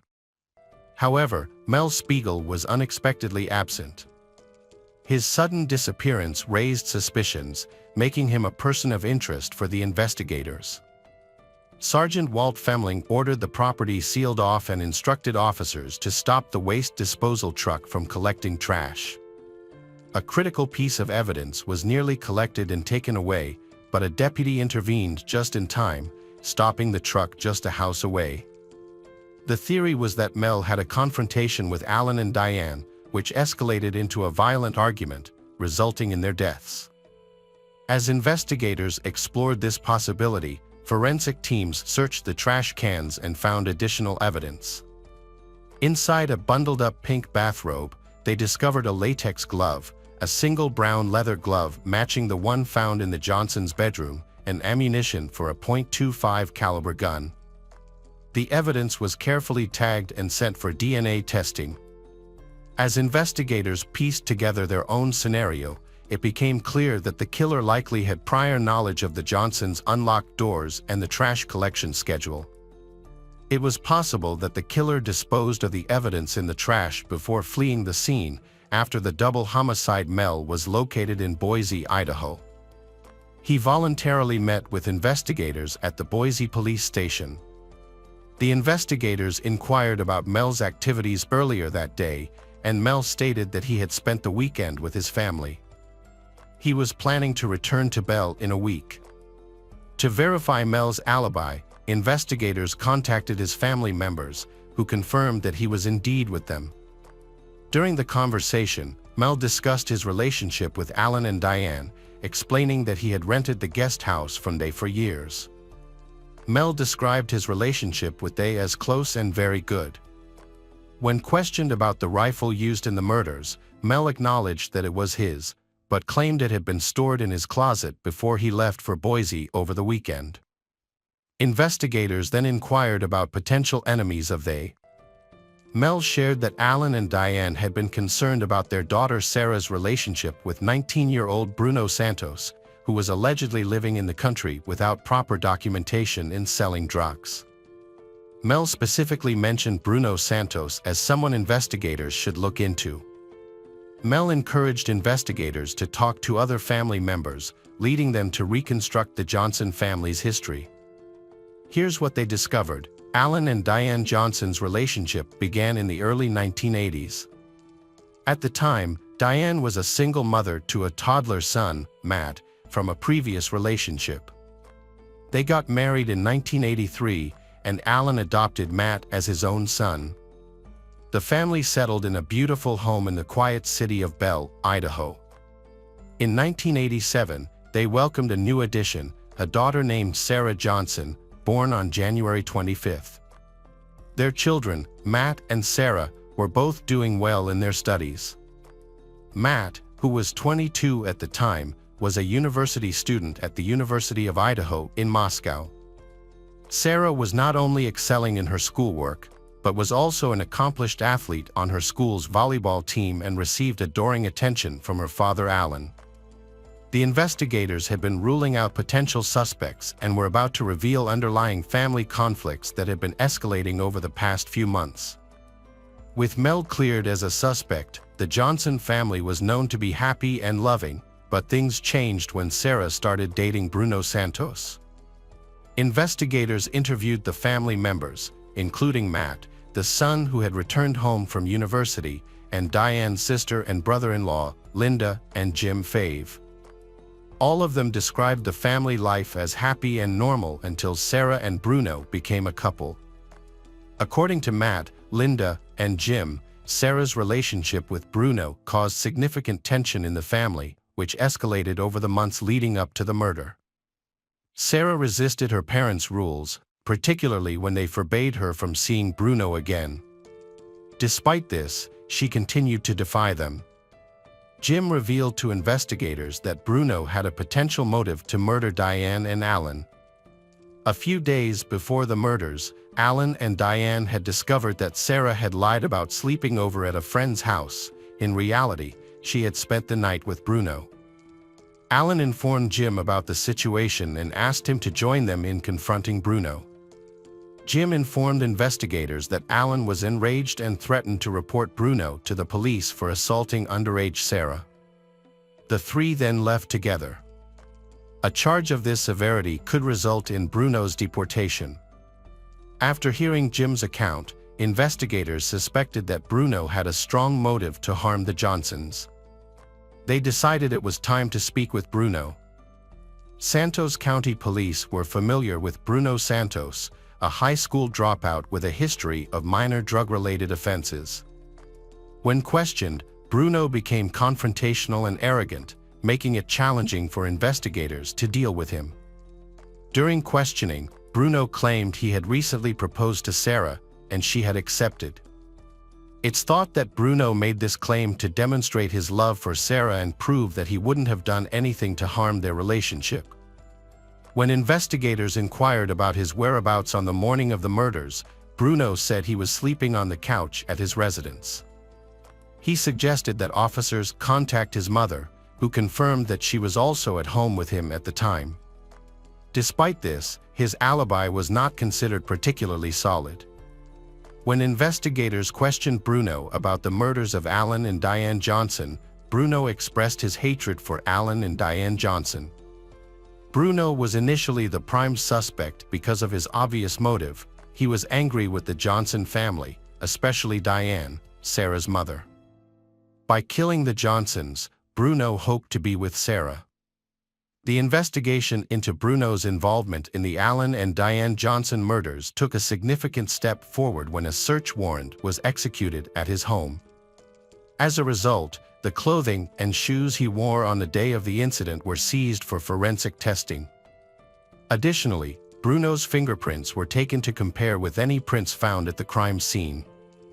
A DNA sample was also collected from Bruno at the hospital, along with hair clippings and scrapings from his hands. Based on the evidence gathered, Bruno was identified as the primary suspect in the murders of Alan and Diane Johnson. Despite thorough investigation, forensic experts found no evidence linking Bruno to the crime scene. Neither Diane's nor Alan's blood was found on Bruno's clothes or shoes, and no DNA, hair, or fingerprints from the accused were detected near the bodies. Additionally, no physical evidence placed Bruno in their room. The gloves and bathrobe tested negative for any incriminating evidence. The crime scene yielded no DNA or fingerprints from Bruno, and no blood or DNA from the victims was found on his clothing. Bruno was eventually ruled out as a suspect in the case. As investigators took a closer look, their attention turned to someone else. They began to question Sarah's family and friends more thoroughly about her home life and personal relationships. This led to the discovery that Sarah had been prescribed antidepressants and that her relationship with her parents was strained.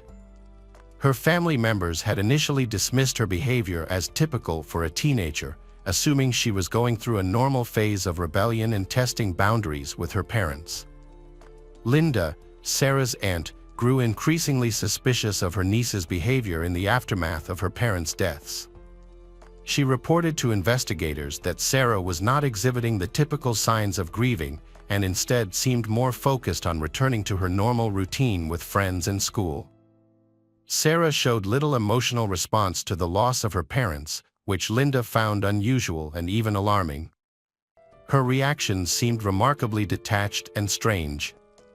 This raised more questions, prompting investigators to speak with some of Sarah's friends to gather more insight into her behavior following the tragic events. It was clear to everyone that Sarah did not show enough concern about the deaths of Alan and Diane Johnson. In fact, she seemed more focused on her own appearance, particularly getting her nails painted. What struck investigators as unusual, however, was Sarah's reaction to Bruno's arrest. Instead of being angry, she appeared to be worried about him, which seemed odd given that he was suspected of killing her parents. This remark led investigators to consider Sarah as a potential suspect, the most worrying aspect being that Sarah could commit such a heinous crime. The Johnsons' home remained an active crime scene, with investigators now focusing on Sarah's room as a second key area of interest. A question had arisen about how the blood splatter had traveled such a distance. To address this, a gun expert was brought in to examine the splatter pattern more closely. After analyzing the trajectory from Alan and Diane's room to Sarah's, the expert determined that both bedroom doors were open at the time of the shooting. This conclusion was supported by the presence of blood deposits on the back edge of Sarah's door, where the hinges are located, suggesting that the door was open, allowing the projectile to enter her bedroom. This meant that both bedroom doors, as well as Sarah's door, were open and there was a hallway in between. During the investigation, plumbers were called to the scene to address a clogged toilet in one of the bathrooms. The clog was found to be caused by a shower cap. As a result, investigators decided to question Linda, Matt, and Mel Spiegel about some of the evidence they had discovered. Both Matt and Linda identified a pink bathrobe as belonging to Sarah. Mel Spiegel confirmed that Sarah had a key to the guest house. He also revealed that Sarah was aware of the gun stored in the closet. However, investigators faced a challenge in linking Sarah to the evidence. Eyewitnesses reported that Sarah did not have any visible blood on her when she ran to a neighbor's house for help on the morning of the murders. Forensic experts used luminol to test Sarah's clothes for blood splatter, but found none. Despite this, investigators obtained a warrant to seize and test the clothes Sarah was wearing that morning. Meanwhile, investigators asked Sarah to return for another interview to determine if her account had changed since they last spoke. They had noticed small inconsistencies in her previous statements. When questioned again, investigators found that Sarah's story had altered significantly. Specifically, they identified at least 5 changes to her explanations.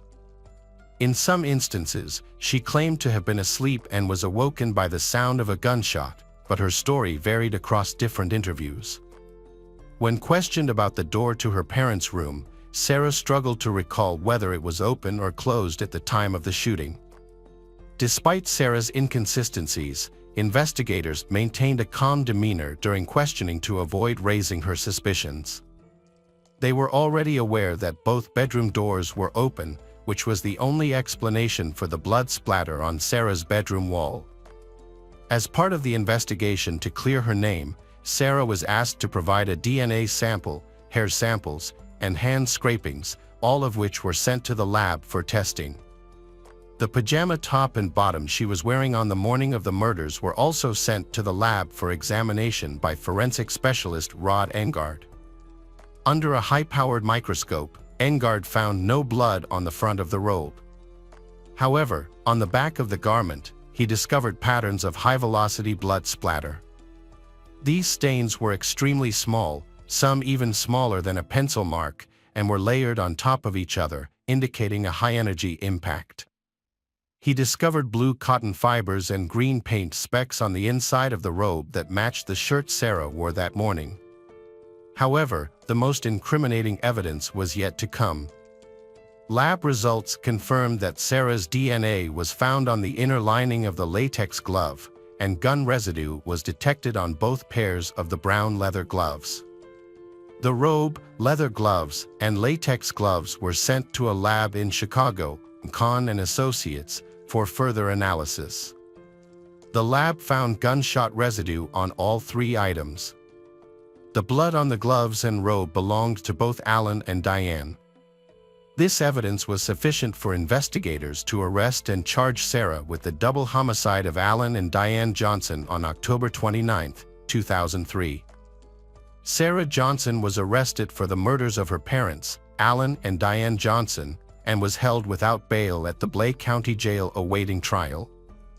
The shocking crime made headlines across the country, captivating the nation's attention and sparking a media frenzy. To build a case against Sarah, investigators and prosecutors had to create a convincing argument that demonstrated her motivation and capability to commit such a horrific crime. Sarah's parents disapproved of her relationship with Bruno from the start. As a result, Sarah began sneaking around behind their backs and acting out in typical teenage fashion. However, the turning point came just a few days before the murders. A heated argument with her parents drove Sarah to desperation. She had lied about staying with a friend, when in reality she was with Bruno. Her father's threats to have Bruno charged with assault and deported to Mexico pushed Sarah to the edge. Investigators and prosecutors believed that this was the moment Sarah hatched a plan to eliminate her parents and start a new life with Bruno.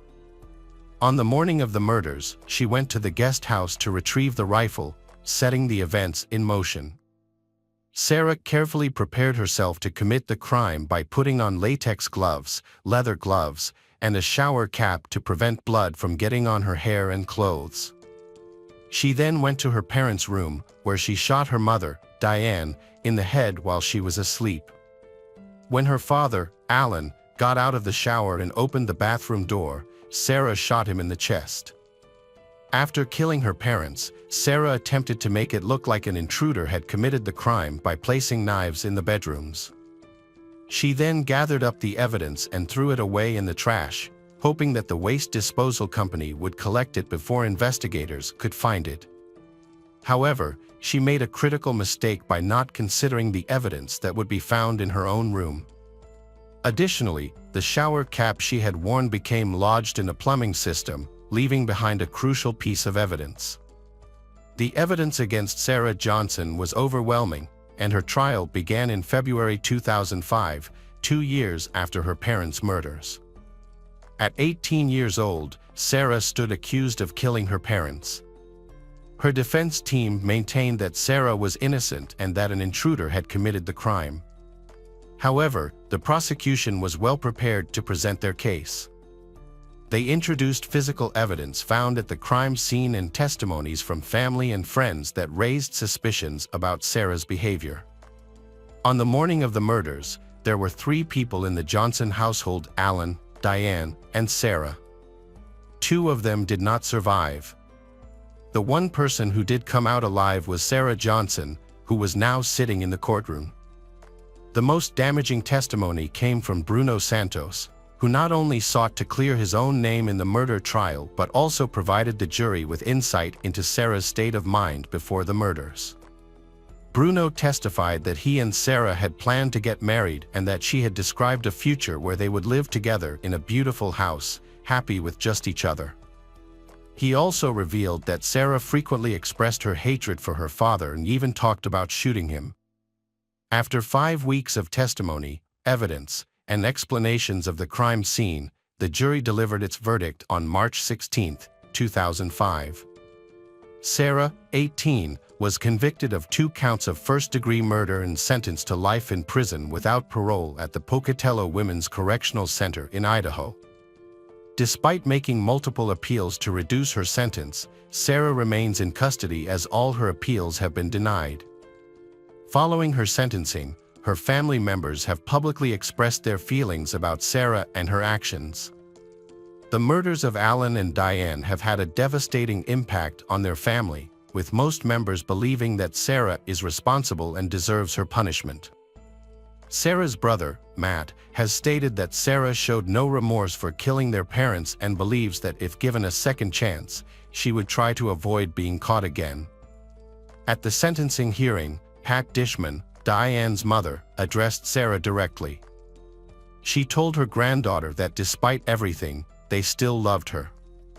However, her actions had left a devastating impact on their entire family. "We'd been absolutely destroyed by the loss of your Alan and Diane, and it was even harder to come to terms with the fact that it was you who did it."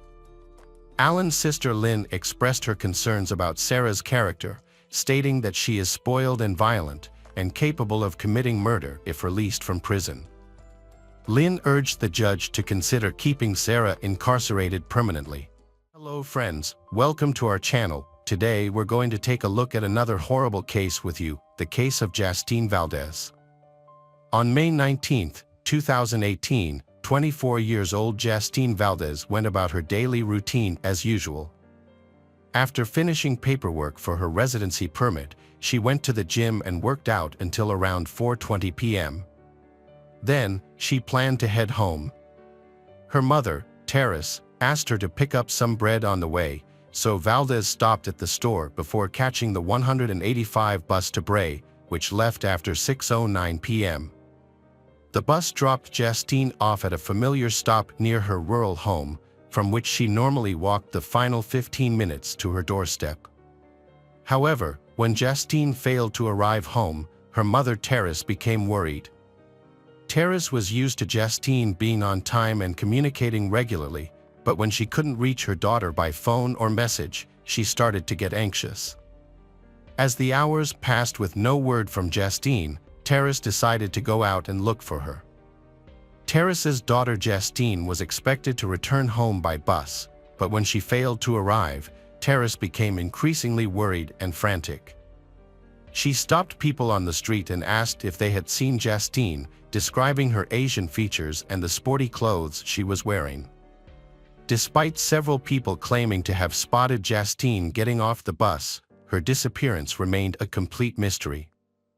Terrace's worry escalated as each passing minute brought no new information about Justine's whereabouts or safety. Terrace was overwhelmed by anxiety and eventually reported Justine missing to the police, in the hope that they could locate her. Detectives promptly started investigating Justine's vanishing and initiated a thorough search. They looked into her daily routine and questioned people who knew her to explore every possibility, including whether Justine had left of her own free will. Justine Valdez lived with her parents, Terrace and Daniel, in the quiet Irish countryside. Her parents had moved to Ireland from the Philippines in search of a better life and brought Justine to join them in 2015. Despite struggling financially, Justine's parents worked hard to support her education and well-being. Justine was a responsible and diligent student, studying accounting at university while working part-time jobs to help pay for her studies and support her family. She worked as a waitress in Bray and as a childcare provider in her neighborhood, and even lived in the servant quarters of a large estate where her parents worked as a gardener and housekeeper. Justine was known for being reliable, hardworking, and dedicated to her responsibilities. Given her close relationship with her family and her strong sense of duty, it was unthinkable that she would voluntarily leave them behind. Her limited social life and lack of typical teenage rebellion also made it seem unlikely that she would run away. Despite efforts to contact everyone who knew Justine, no one had any information about her disappearance. As a 24 years old, Justine had long since moved past her teenage years and was very close to her family, making it unlikely that she would run away. She kept her parents informed about her daily activities, and on the day she went missing, she and her mother exchanged 63 messages. The last message was at 6:24 p.m. when Justine got off the bus. During the investigation, a crucial tip came from Justine's coworkers. A woman who was driving by with her 12-year-old son reported a disturbing incident to the police. She claimed to have seen a man pushing a woman who looked like Justine into the trunk of a black Nissan Qashqai. This incident happened just minutes after Justine got off the bus, and the police were quickly alerted to the situation. A second motorist soon came across a disturbing scene. An Asian girl was sitting in the back of a vehicle, tapping on the window and clearly frightened. The driver was initially unsure of what to make of the situation, but after discussing it with his wife when he got home, he realized the seriousness of what he had seen. He immediately called the authorities at 7:20 p.m. to report a possible kidnapping. Around the same time, another driver contacted the police to report a suspicious Nissan vehicle driving erratically about 6 kilometers from NS car. Patrol officers quickly responded to the location given by the initial female caller. When they arrived, they found Justine's broken cell phone and a bag of bread on the roadside, which raised serious concerns for her safety. Based on this evidence, investigators believed that the kidnapper had targeted Justine while she was walking home from the bus stop. The kidnapper had tried to put Justine in the trunk of the car, but she resisted. He then forced her into the back seat and drove away to an unknown location. The suspect's black Nissan was immediately put on the wanted list, and a large search effort began, involving patrol cars and helicopters. However, the search was difficult due to the darkness of the night, and no immediate leads were found. When daylight came, the search resumed, and detectives re-examined eyewitness accounts and narrowed down the list of potential suspects. Mark Hennessy, a 40-year-old man, was identified as a person of interest in the investigation because his appearance matched the description of the kidnapper. Police officers visited Mark Hennessy's home, but his wife, Nicola, had no idea where he was. She told them that he had left for a drink after work the day before and hadn't returned. This new information raised even more suspicions about Mark, leading investigators to look deeper into his past. Mark seemed like a model citizen. He was a devoted husband and father of 2 young daughters, with a stable job as an estimator on construction sites. He came from a respected family and lived in a wealthy neighborhood with other young families. He had no prior run-ins with the law and appeared to be a pillar of the community. However, the police knew that people can often hide their true nature behind a mask of respectability. Police officers visited the bar Mark had gone to the night before to ask questions and gather information. The bar staff confirmed that Mark had been there, but only stayed for a short time to have a beer and watch a soccer match around 5:40 p.m. He left the bar in a visibly agitated state and returned around midnight, staying only for 10 minutes before driving away in his car at 11 p.m. After further review, it was discovered that Mark had actually returned to the bar's entrance to chat with someone before leaving again. A review of the bar's CCTV footage confirmed the staff's accounts of Mark's brief visits. However, this still left a gap in his whereabouts between 5:40 p.m. and 11 p.m., and investigators remained unsure of what Mark had done during this time. Meanwhile, detectives also obtained CCTV footage of the bus route that Justine had taken, which led to a disturbing discovery. Mark's black Nissan was spotted following the bus just 30 minutes after he left the bar, raising suspicions about his involvement in Justine's disappearance. As the search for Mark's car and Justine continued, it became increasingly clear that the incidents were connected, and Mark emerged as the prime suspect in her abduction. Despite efforts to track his cell phone, Mark managed to stay one step ahead of the authorities. He made a single call to his wife, telling her he would be away for a while, but refused to surrender to the police even when his family begged him to do so. The investigators learned about the encounter from Mark's parents, and as a result, they strengthened their search for Mark. However, Mark remained elusive. The police turned to the public for help, issuing appeals through the media and asking anyone with information about Justine, Mark, or his car to come forward. One person responded to the appeal, spotting a Nissan that matched the description of Mark's car.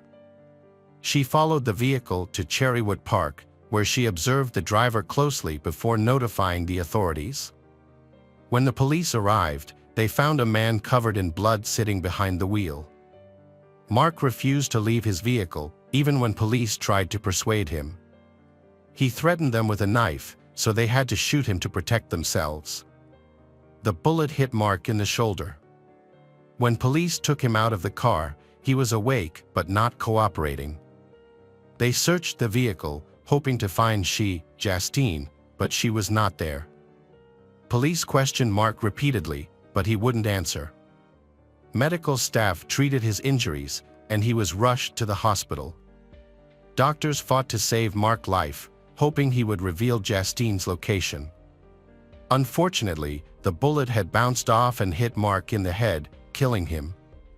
Further investigation showed that the blood on Mark's face and body was his own, and he had several new stab wounds on his arm and neck.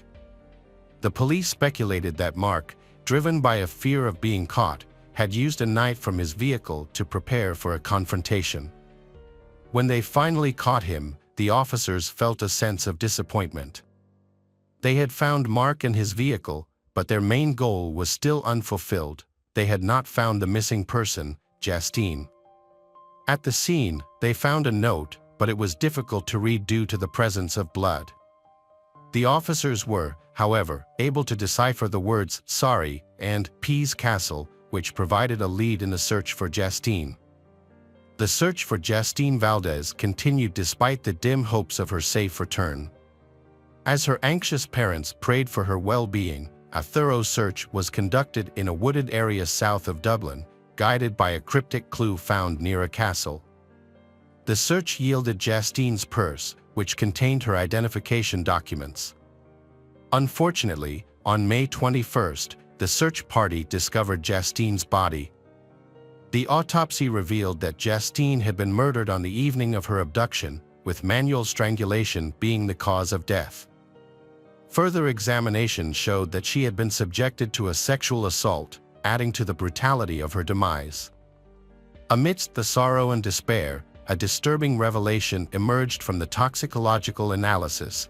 Justine's body contained trace amounts of prohibited substances. The presence of these substances raised many questions, with no clear explanation for their origin or purpose. Add a surprising twist to the case. Test results showed that Mark had ingested a substantial amount of these substances, making the circumstances surrounding the tragic events even more complex and difficult to understand. Mark's life had been spiraling out of control due to his struggles with alcohol and substance abuse, which likely contributed to the drugs found in Justine's system. His home life was also deteriorating, with frequent arguments with his spouse over his addiction and growing debts.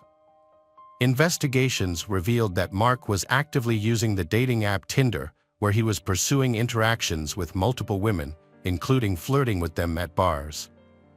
Furthermore, his DNA was found on Justine's body, solidifying the police's suspicions of his involvement in her abduction and murder. As detectives pieced together the evidence, a disturbing narrative emerged. The murder was driven by Mark's sexual motives, and Justine became an innocent victim in his sinister quest. Mark had spotted Justine while following a bus and seized the opportunity to grab her off the street in broad daylight, despite the presence of multiple witnesses. A thorough examination of the victims' and perpetrators' phones revealed that they had no prior connection or communication. They had never met before, and there were no mutual connections between them.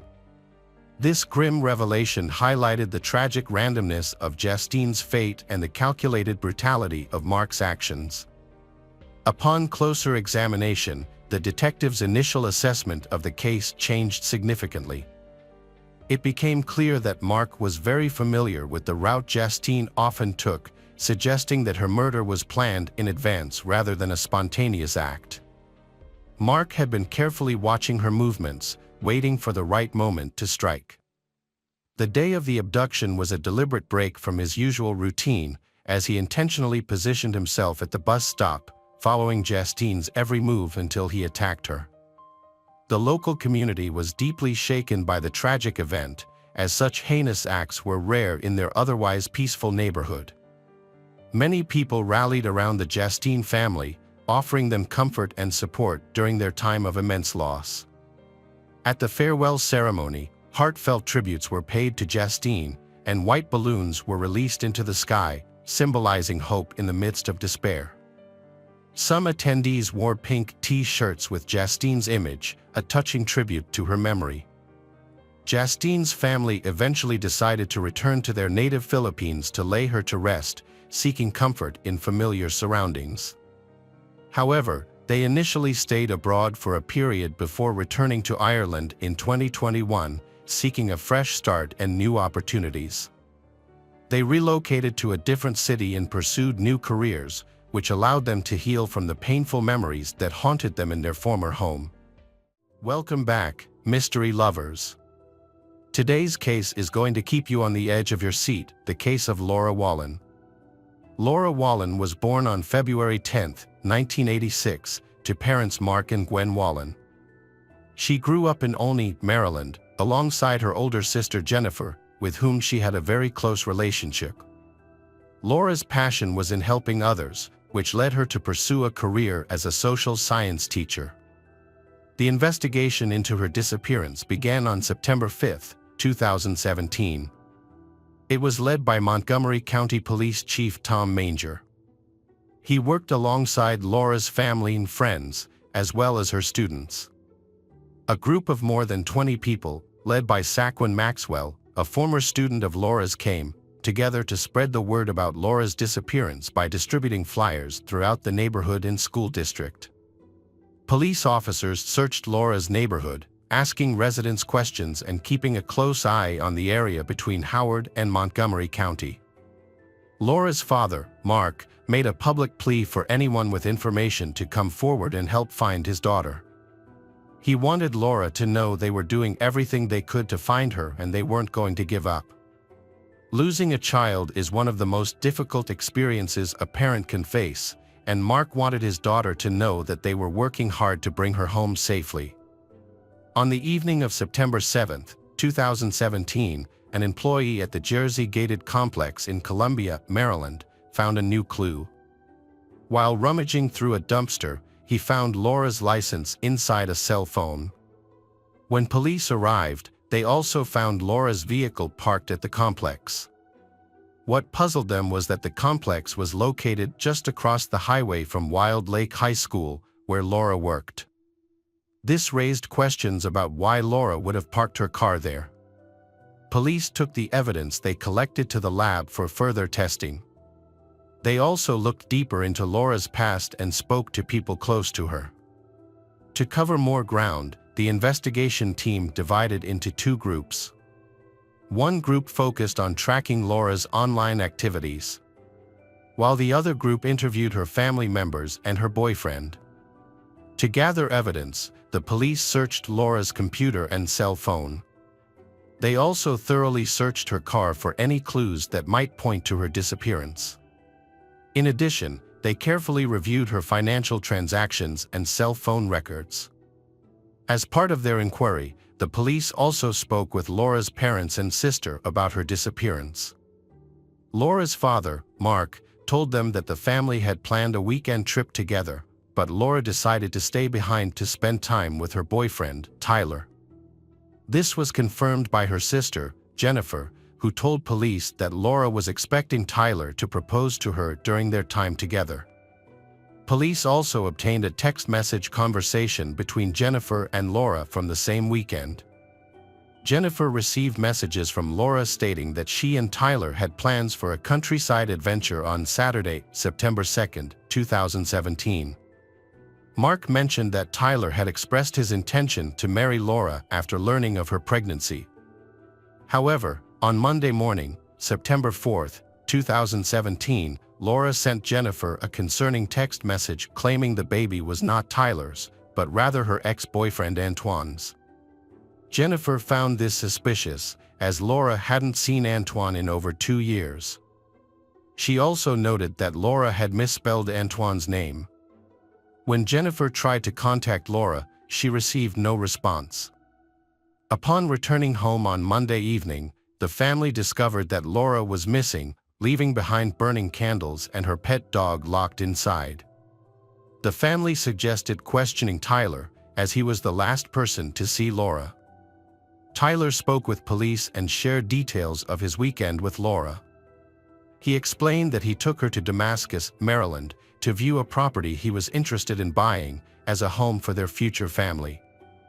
Laura seems excited about the idea of starting a family in the countryside. However, when they returned to Olney the following day, Sunday, September 3, 2017, the atmosphere had changed.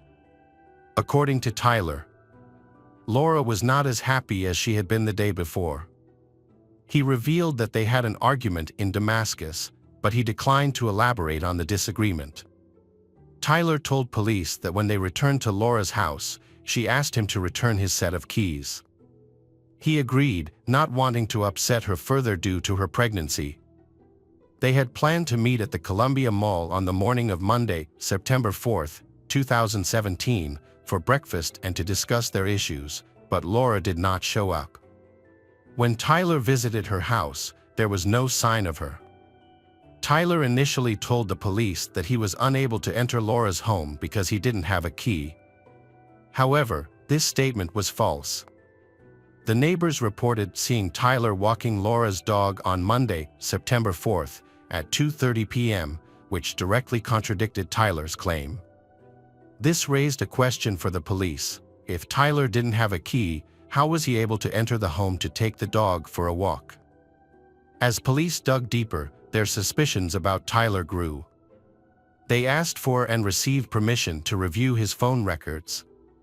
They also secretly placed a tracking device on his vehicle to monitor his movements. During this time, the police continued to search for Laura, fearing the worst but they hoping for the best and that she would return safely. The investigation uncovered some crucial information. A debit card transaction on September 2, 2017, revealed that Laura had made a purchase at a Safeway store. Surveillance footage confirmed that Tyler and Laura were together that evening.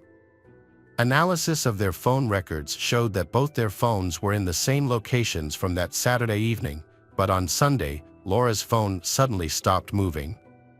This finding, combined with the tracking device revealing Tyler's frequent visits to a field in Damascus, continues to imply Tyler is involved in Laura's disappearance.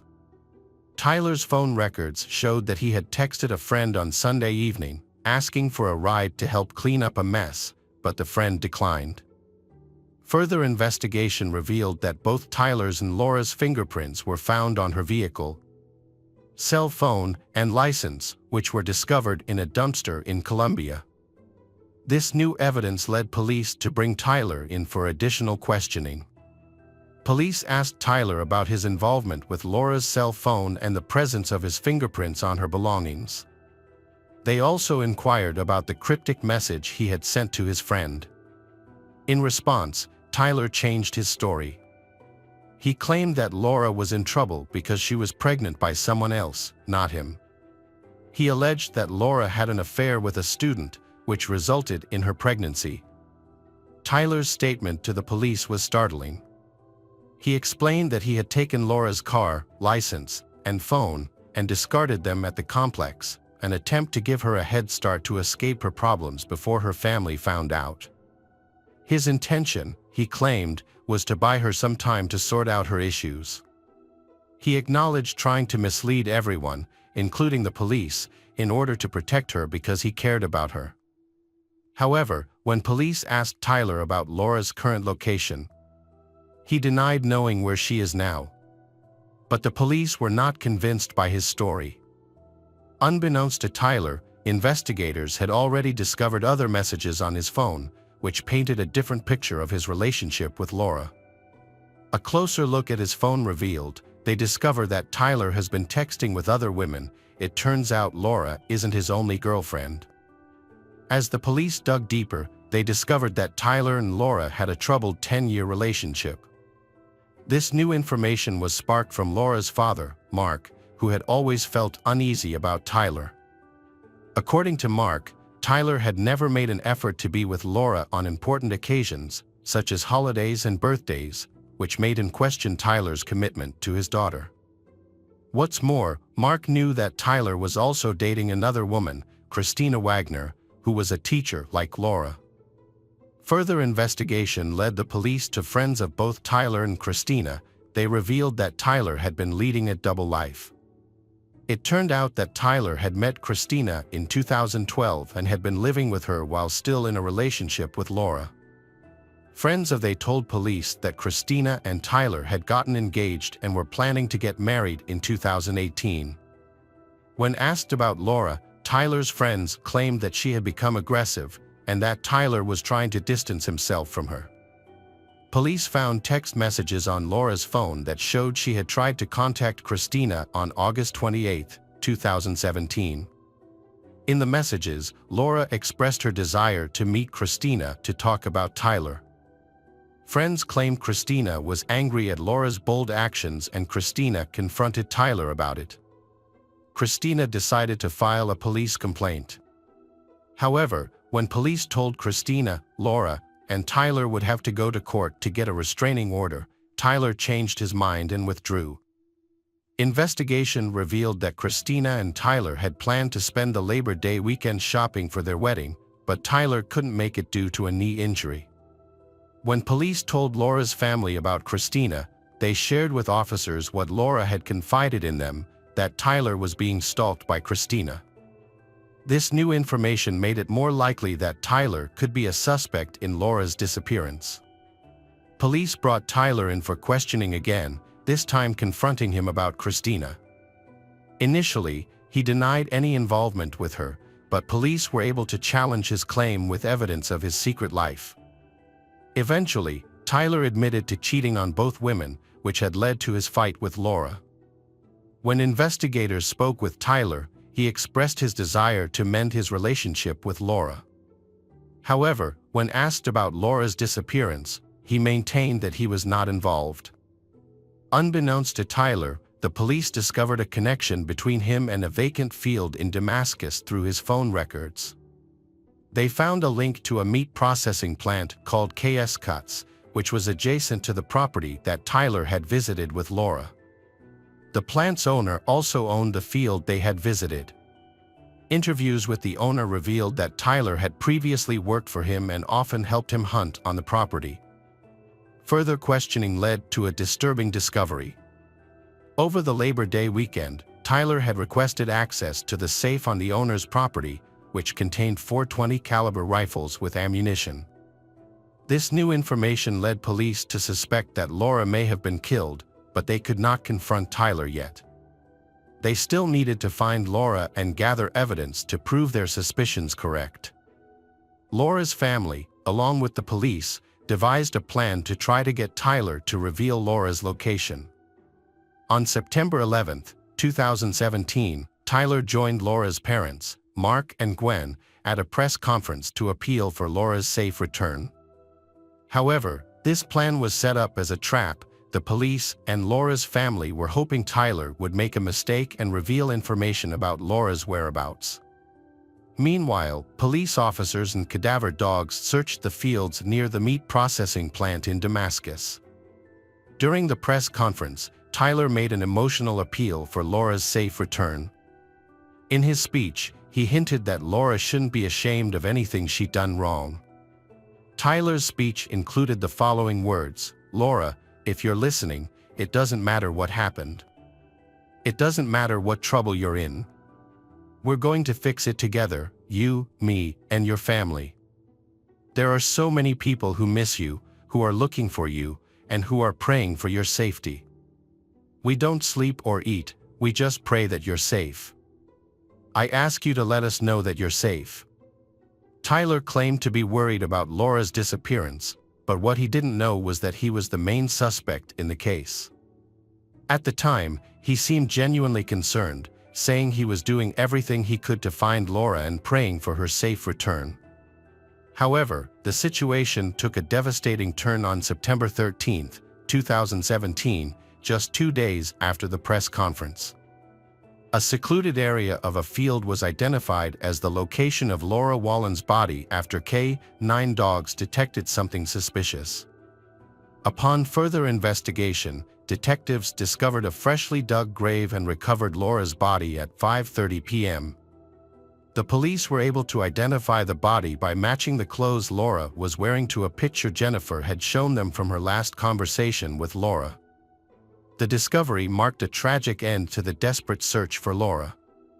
Laura Wallen, a highly respected teacher at Wild Lake High School and recent Teacher of the Year, tragically passed. The incident occurred around noon. Unfortunately, her unborn child also did not survive. The same day, Tyler Tessier, Laura's boyfriend, was arrested and charged with her murder. Tyler held at the county jail while investigators awaited the initial autopsy report.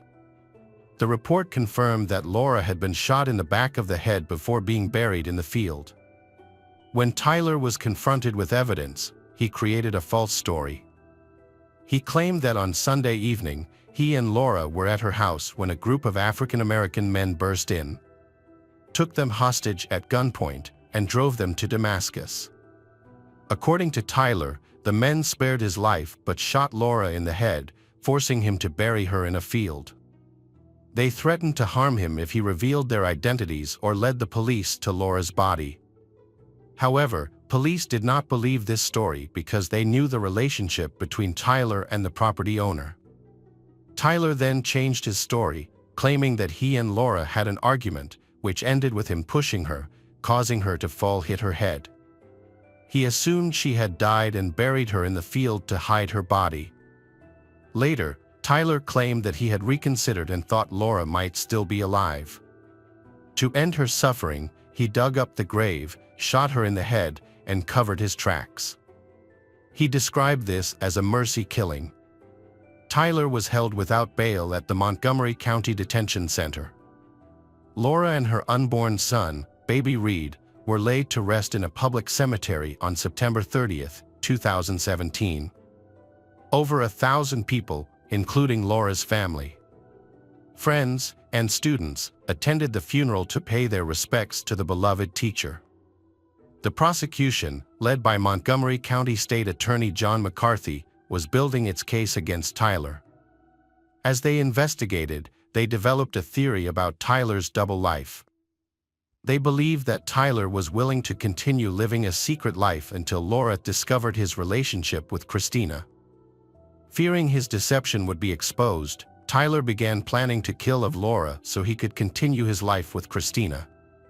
Tyler saw Labor Day weekend as the perfect opportunity to carry out his plan. With Christina out of town and Laura's family away, no one would be able to ask him about Laura's whereabouts until the weekend was over, giving him time to come up with an alibi. He chose a location he was familiar with, where he knew he could access the necessary equipment through a friend. The area was also isolated, making it unlikely that anyone would think to look for Laura there. Tyler fabricated a story about Laura's infidelity to throw her family and investigators off his trail. He deliberately left her car and belongings near her workplace, tried to create false evidence that she had run away because of a scandalous affair. However, Tyler made critical mistakes, constantly changing his alibi, which raised suspicions among the police from the start.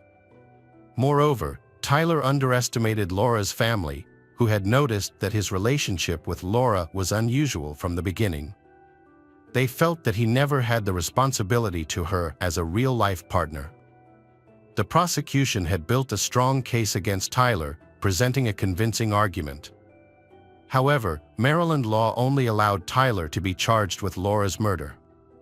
The death of her unborn child was not considered a separate crime under Maryland law, and this decision would be disputed during Tyler's trial in September 2018. On September 6, 2018, the pursuit of justice for Laura Wallen and her unborn son, baby Reed, came to an abrupt end. Tyler Tessier, the individual responsible for their deaths, was found hanging in his jail cell around 5 a.m. He had been allowed to shower and have breakfast before taking his own life. The news was a devastating blow to Laura's family, who had been seeking justice for their loved ones. They remembered Laura as a bright and loving person. According to reports, Tyler had written 5 letters indicating that he had planned to take his own life for some time. Laura's family did not get to see Tyler brought to justice.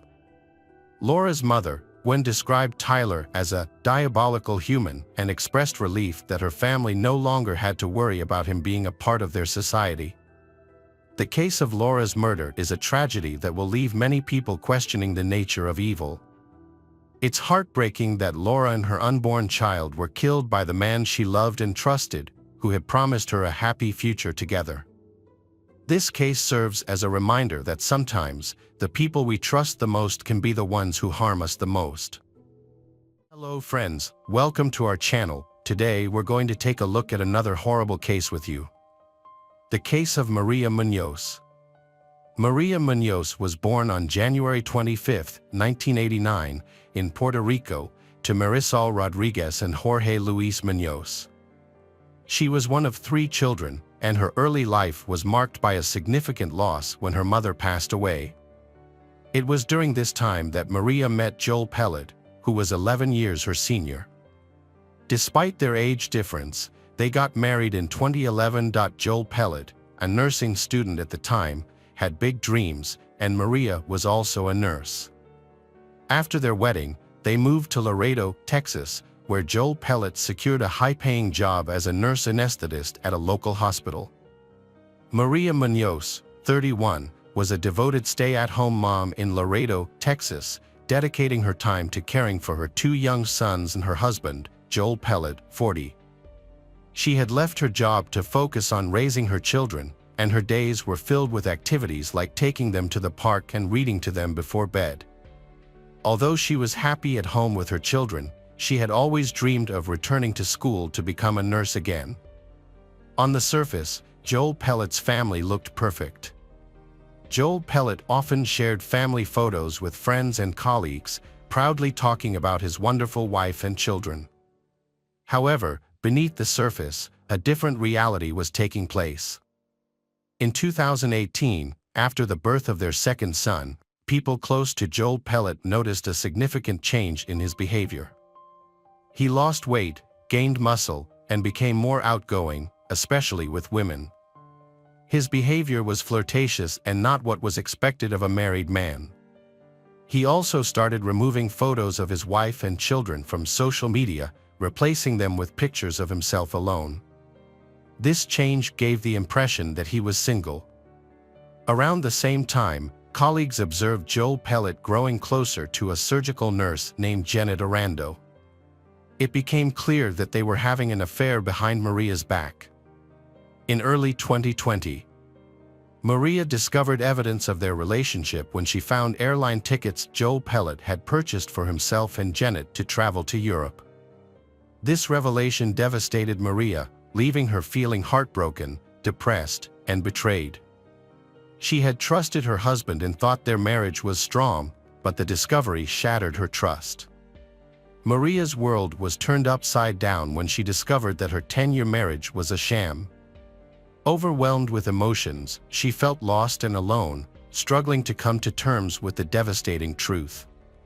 Seeking guidance, she began therapy sessions to cope with her mental health struggles, and her therapist prescribed medication to support her through this difficult time. As a way to process her emotions, Maria started keeping a journal to express her thoughts and feelings. As the situation between Maria and Joel Pellet continued to deteriorate, tensions escalated. On September 19, 2020, Maria visited Janet's house, where she found Joel Pellet's car parked in the driveway. Confronting him, Maria gave him an ultimatum: choose between her and Janet. Joel Pellet's response was clear: he chose Janet. The argument became heated, prompting Janet to call the police. However, by the time they arrived, Maria and Joel Pellet had already left the scene. Maria was driving with Joel Pellet when the police called her. She could hear him yelling in the background. When they arrived home, he became extremely angry and punched a hole in Maria's car windshield, demonstrating a disturbing level of aggression.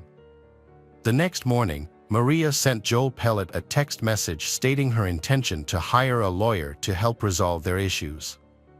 Joel Pellet responded, suggesting they handle the situation on their own to avoid the costs associated with hiring lawyers. However, just a few hours later, Joel Pellet appeared to have a change of heart. He sent Maria an email expressing his deep sadness and emotional pain. In the email, Joel Pellet conveyed his desire to have an honest and calm conversation with Maria.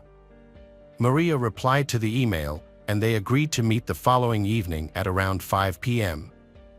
On Monday, September 21st, before going to meet him, Maria was so nervous and then messaged her friend Yasmin Martinez that today they were going to meet. The next day, a terrifying turn of events unfolded. At around 1:40 a.m. on September 22, 2020, a distressed call was made to 911. Joel Pellet claimed that his wife may have ingested some prescription medication and was not breathing. DEA Officer Cruz was first on the scene, and his body camera captured everything that happened next. He found Joel Pellet at the top of the stairs near the master bedroom, Joel Pellet dressed in hospital gown and performing CPR on Maria, while their son slept in a nearby room. When the paramedics arrived, they took charge of performing CPR on Maria. Meanwhile, another police officer approaches Joel Pellet to ask about the pills Maria took. Joel Pellet quickly retrieved a pill bottle from the nearby bathroom, handing it over to the officers.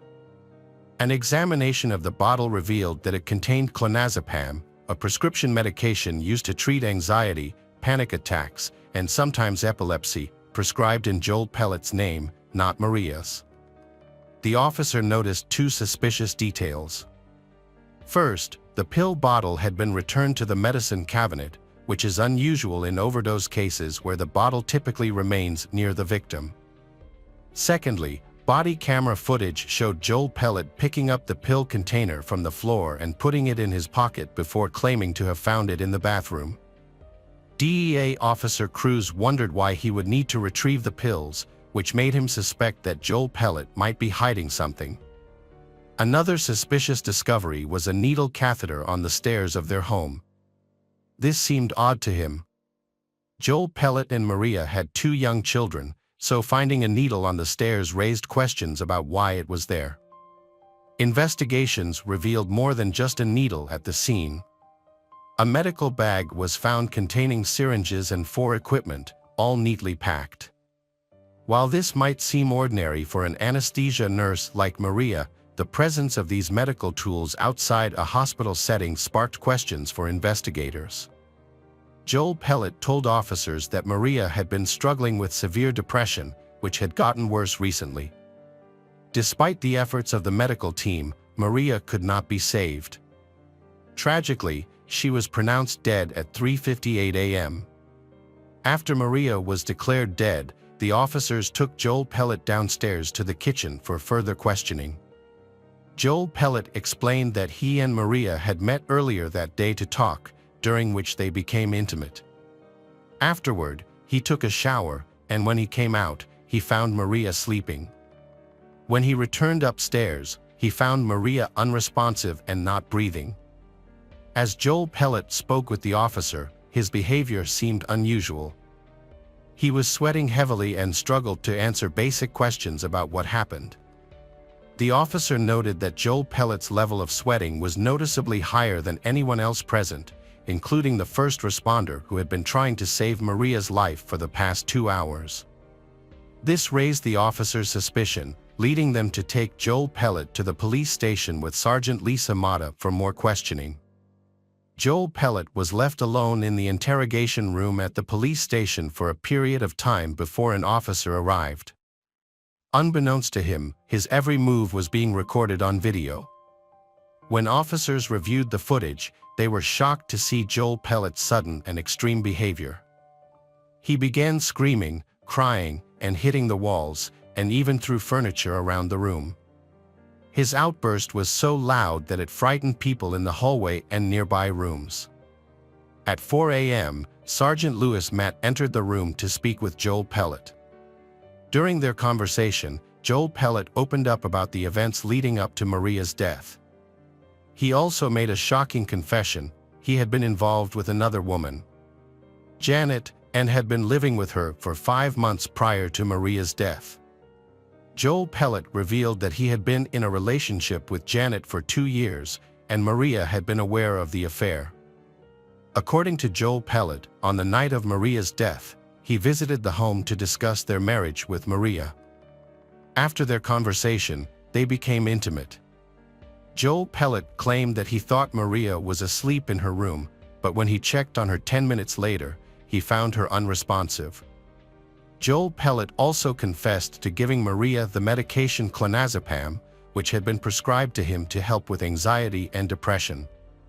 However, he was unable to provide details about the dosage or how many pills were left in the bottle before Maria took them. Despite further questioning, Joel Pellet was unable to provide any additional information to clarify the situation. After the interrogation, he was released. The next step in the investigation was to perform Maria's autopsy, which took place just 8 hours after her death. This quick turnaround meant that any substance that had caused her death should still be present in her stomach contents. However, when the autopsy results came in, they revealed a surprising twist: no pills were found in her stomach. Instead, the medical examiner's report revealed a small, red pinprick mark on the inside of her elbow. This mark was concerning because it suggested that Maria may have been injected with something. The discovery of this mark led investigators to explore its significance and potential connection to her death. As they dug deeper, they discovered a journal at Maria's house. Maria had started keeping a journal to cope with her anxiety and depression. The journal proved to be a crucial piece of evidence, helping investigators identify the culprit behind her death. Maria's journal revealed her heartbreaking experiences and thoughts. Despite knowing her husband Joel Pellet wanted to be with someone else, Maria wanted to preserve their family and expressed her love for him. In her journal entries, she poured out her emotions, detailing the pain of Joel Pellet leaving their home in Laredo and leaving her to care for their 2 young sons alone. Her diary and cell phone recordings also helped investigators uncover Joel Pellet's abusive behavior. Maria's journal entries exposed her emotional journey, from grief and heartbreak to healing and newfound hope for the future. She wrote about feeling trapped in a constant internal battle. She begged for her emotional turmoil to end, describing how her past haunted her, her present was confusing, and her future was uncertain. In a poignant cry for help, Maria turned to a higher power, pleading for an end to her suffering. She asked for laughter, peace, and happiness to return to her life, and for her heart and mind to be free from pain and torture. Maria Munoz's journal entries from the day before her death revealed her desire to move forward with her life. There was no indication of suicidal thoughts or plans to end her life. As a result, investigators initially ruled out the possibility of suicide.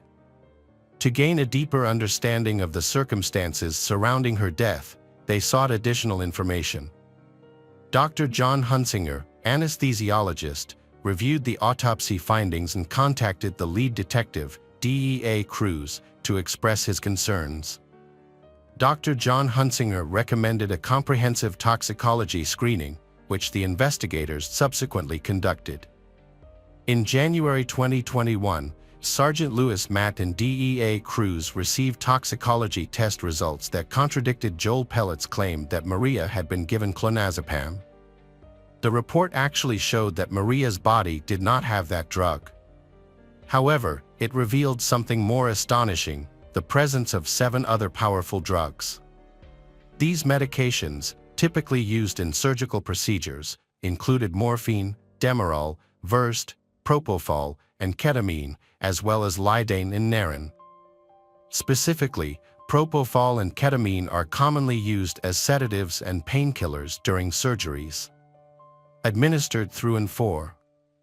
The unusual presence of these drugs was significant, as they are tightly controlled and rarely accessed outside of anesthesiology departments, making it difficult for even many medical professionals to obtain them. The discovery of propofol in Maria's system was the most startling revelation for the investigators. Investigators believe that Joel Pellet, as a nurse anesthetist, had access to propofol due to his profession. Dr. Hunsinger, who worked with Joel Pellet and had experience with propofol, was shocked by the amount found in Maria's system, saying it was the highest amount he had ever seen. This led doctors to believe that propofol was the direct cause of Maria's death. They reasoned that, given his profession, Joel Pellet would have known the proper dosage to either anesthetize someone or cause an overdose. Additionally, a small mark on Maria's arm suggested that she may have been injected with some substance. Considering the autopsy report, Joel Pellet's suspicious behavior, and Maria's journal entries, the investigators believed they had enough evidence to arrest Joel Pellet for the murder of his wife. An arrest warrant was promptly issued, and authorities took Joel Pellet into custody without incident, as if he had anticipated and accepted his fate. Joel Pellet was then taken to the police station, marking a new phase in the investigation. The trial started on March 21, 2023. As the legal proceedings unfolded, both the prosecution and defense presented their cases. A prosecution team composed entirely of women known as Maria's team utilized Maria Munoz's journal entries to construct a compelling case against Joel Pellet. By sharing Maria's diary entries, prosecutors wanted to show the jury that Maria was a wonderful, caring, and intelligent mother whose vibrant spirit shone through the pages of her diary. The prosecutors alleged that Joel Pellet first drugged Maria by lacing her drink with a substance to make her sleepy. Once she was unconscious, they believed he injected her with propofol. Additionally, they suspected that Joel Pellet deliberately delayed calling 911, waiting long enough to ensure that first responders would be unable to revive her when they arrived. The prosecution team stated that Maria's journals helped them understand the challenges she faced, which fueled their determination to seek justice in her case. Roberto Bali, Joel Pellet's lawyer, informed the jury that his client had been trying to work on his marriage with Maria Munoz before her death. Roberto Bali noted that the medical examiner's report still did not clearly state the cause of Maria's death, and there was not enough evidence to prove Joel Pellet was responsible for her death. Roberto Bali pointed out that Joel Pellet had given Maria a medication called Naren, used to counteract overdoses, on the night she died. He also acknowledged that both Joel Pellet and Maria had struggled with drug addiction in the past. However, Roberto Bali argued that Maria had willingly taken the drugs without being forced, as there were no signs of trauma or coercion on her body. Despite this, investigators found that Maria did not have a history of drug addiction and that Joel Pellet was the only one who could have provided her with the large quantity of propal. Maria was murdered, and Joel Pellet was put on trial for the crime. During the trial, it was revealed that Joel Pellet had given Maria a substance to calm her down, and he had brought home drugs, including propal, from work. The jury quickly reached a verdict, finding Joel Pellet guilty of murder after just 1 hour of deliberation. The trial lasted for 9 days, concluding on March 30, 2023, with the guilty verdict. Joel Pellet was later sentenced to life in prison for the murder, plus an additional 10 years for tampering with evidence and a $10,000 fine. This sentence was handed down on April 27, 2023. The motive behind Joel Pellet's killing of his wife Maria Munoz is not entirely clear, but the prosecution believes it was driven by his desire to end his marriage and start a new relationship with his girlfriend Janet Arridan. As a result, Joel Pellet was held accountable for his actions. Hello, crime enthusiasts. Are you ready for another chilling investigation? The case of Karen Oviedo. Rolando Angel Aquino was born in 1987 in Bolivia. As the eldest of 7 siblings, he learned the importance of family bonds and hard work from an early age. He dreamed of having a happy family filled with the joy and laughter of children. In his youth, he met Carolina Chavez and she bore him a son. Even though they divorced, they still maintain a good relationship. Then Soledad Gardio entered his life and they had another son named Elias. Although the relationship with Soledad did not last long, Rolando remained a devoted and caring father to his children. He still kept in touch and maintained warm relationships with Carolina and Soledad. From an early age, Rolando was very active and passionate about sports, including football, and he played for a local team. Friends and family described him as kind and very hardworking. He got along well with his neighbors and was known for being exceptionally sociable. During a local soccer match, Rolando was attracted to Karen. Rolando and Karen soon developed a romance. A chance meeting led to true happiness. In 2016, Rolando and Karen lived together and opened a business at home. Karen was born on March 30, 1990, and grew up in Manado. Famous for being extroverted and open-minded, Karen always wanted to have a happy family. Before meeting Rolando, she married Rul, and then she and Rul had 2 beautiful daughters. However, over time, their marriage began to deteriorate. Financial difficulties were the main cause of their arguments, and they soon divorced. Rolando and Karen's lives passed peacefully, but a tragedy occurred. In the summer of 2019, Rolando's son, 9-year-old Elias, came to Rolando's house to visit him in the afternoon. That evening was filled with laughter from Elias, Rolando, and even Karen. However, the next morning, July 12, 2019, Rolando noticed that Elias was not feeling well. Rolando quickly contacted the family of his ex-wife, Soledad, and quickly took his son to the children's hospital. When Elias was transported to the hospital, pediatricians realized that Elias's condition was critical, requiring immediate transfer to the intensive care unit. Despite the efforts of medical staff, Elias died shortly after arriving at the hospital. What was puzzling was that Elias arrived at his father's house in completely normal health. Medical reports revealed that Elias died of third-degree poisoning, leading to multiple organ failure and cerebral thrombosis. This left Rolando and his ex-wife, Soledad, completely devastated. Doctors recommended additional forensic examinations. However, Soledad and Elias's grandmother refused the procedure. Karen then offered to cremate the boy's body, but Soledad instead chose to bury him in a private cemetery. Elias's death left Rolando completely anguished. He was greatly saddened by the sudden passing of his youngest son. Karen, caring and loving, was always by Rolando's side. She arranged everything, supported her boyfriend, and helped him overcome his pain and grief. Over time, with Karen's warmth and care, Rolando's pain began to ease.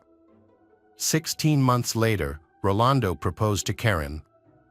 They got married, and Rolando believed that she would always be with him. However, their happiness was short-lived.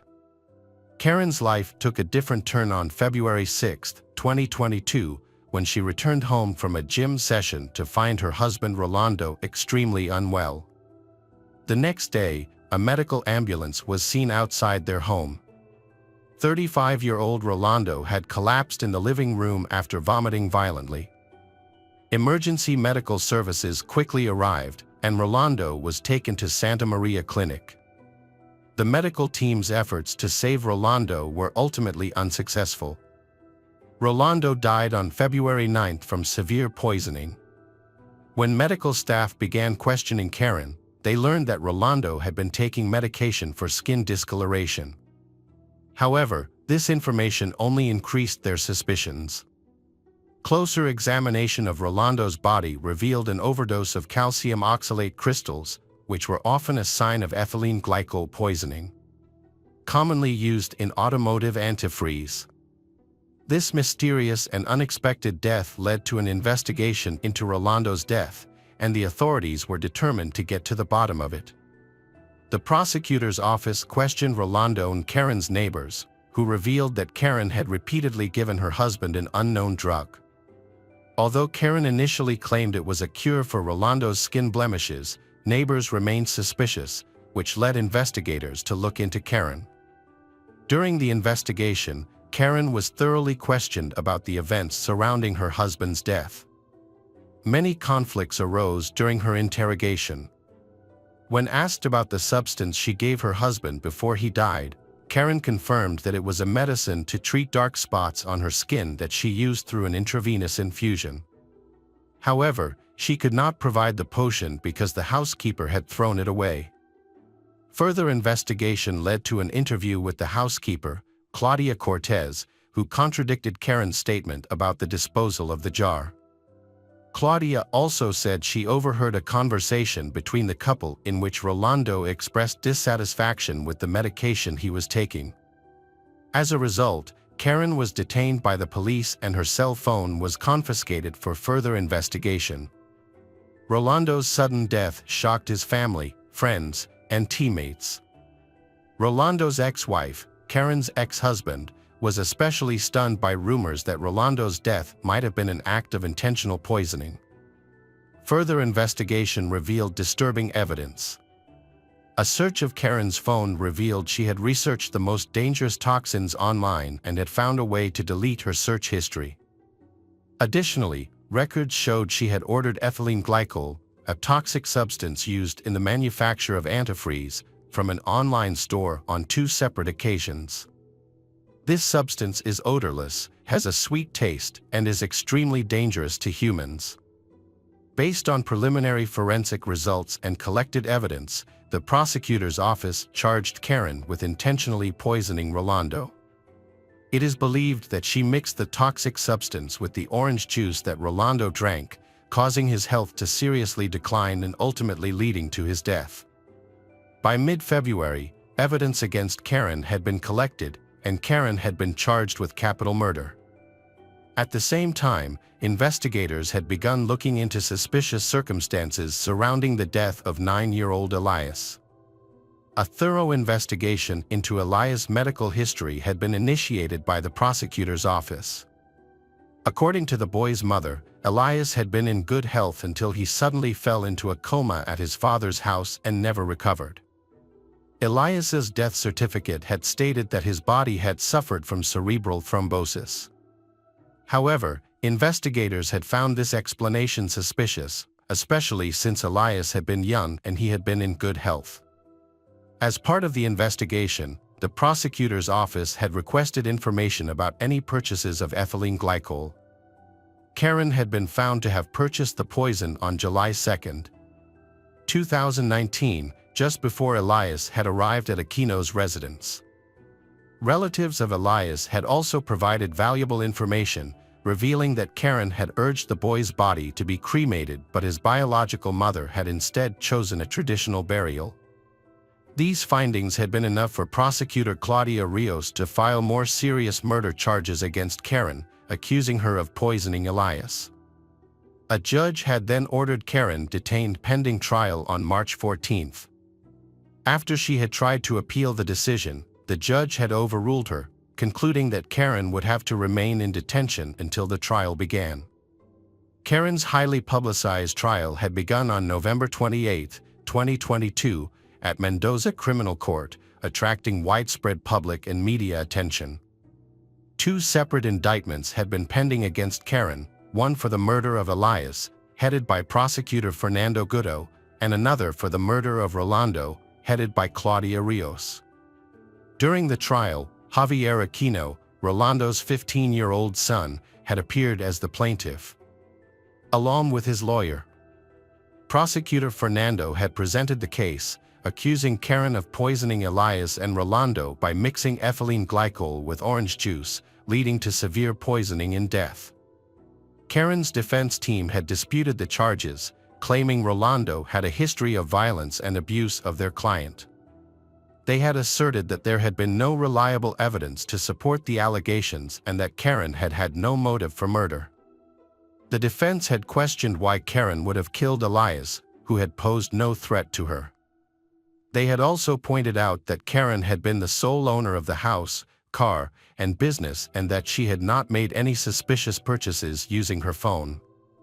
Furthermore, the defense had argued that if Karen had used ethylene glycol to poison Elias, as the prosecutor had claimed, then her search for information about the poison on the internet would have made no sense. The defense had emphasized that although the deaths of Rolando and Elias had been heinous crimes, it had been necessary to clearly prove Karen's guilt before prosecuting her. Karen's defense team had tried to claim the allegations against her had been false. Karen had said that Rolando had bought the antifreeze by hacking into her account, instead of buying it herself. Additionally, Karen had claimed to have had an alibi for the day her husband had been poisoned on February 6, saying she had not been home when he had first shown symptoms. As the trial had continued, the prosecution had asked Karen a number of questions. An important point addressed by prosecutor Fernando had been whether Karen had offered to cremate her deceased son, Rolando. Karen had firmly replied that she had had no say in the matter and had never suggested cremation. The prosecution presented relatives of Rolando as witnesses to provide more insight into the events surrounding the death. Elias's mother, Soledad, testified that after her son's death, Rolando told her that Karen had suggested cremating Elias's body so both families could keep his ashes. However, Soledad refused this idea. She also shared her memories of meeting Rolando at the cemetery, where he mentioned Karen's jealousy. According to Soledad, Karen's jealousy was so intense that she and Rolando slept in separate beds. Another witness, Carolina, the mother of Rolando's first child, confirmed that Rolando and Karen slept separately, as her ex-husband had told her. Although Carolina had not interacted with Karen before the incident, Karen called her on the morning of February 8 to inform her that Rolando was in the hospital due to illness. Karen claimed that Rolando had probably taken some medication and was feeling unwell. She also asked Carolina to help her unlock Rolando's cell phone, suspecting that he was having an affair. Carolina was shocked to hear about Rolando's condition, as they had met just a few days prior and he seemed fine. After speaking with Karen, Carolina learned that Rolando had taken medication for skin blemishes, which caused an allergic reaction. The trial continued with doctors and experts presenting crucial forensic evidence and the results of a psychological examination to the jury. This new information shed light on previously overlooked details. Dr. Ivana Marinelli, a pediatrician who treated Elias in July 2019, explained how the boy was rushed to the hospital with severe breathing difficulties and required immediate intubation. A CT scan revealed a deep cerebral thrombosis, and Elias received intensive care.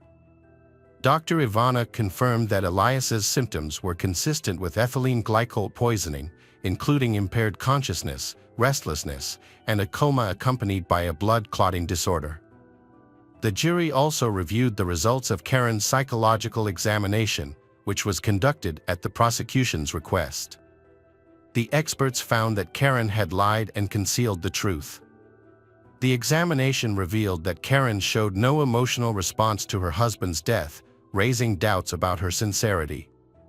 The prosecutor questioned whether Karen had truly been a victim of domestic violence as she had claimed in her statement. This information provided insight into Karen's psychological profile. After weeks of waiting and many court hearings, the trial was finally over. The jury delivered a unanimous verdict after a lengthy period of silence and anticipation.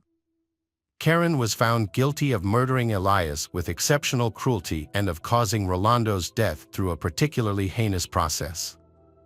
As a result, she was sentenced to life in prison. Karen had attempted to evade punishment for the brutal murders that shocked the community and left many unanswered questions.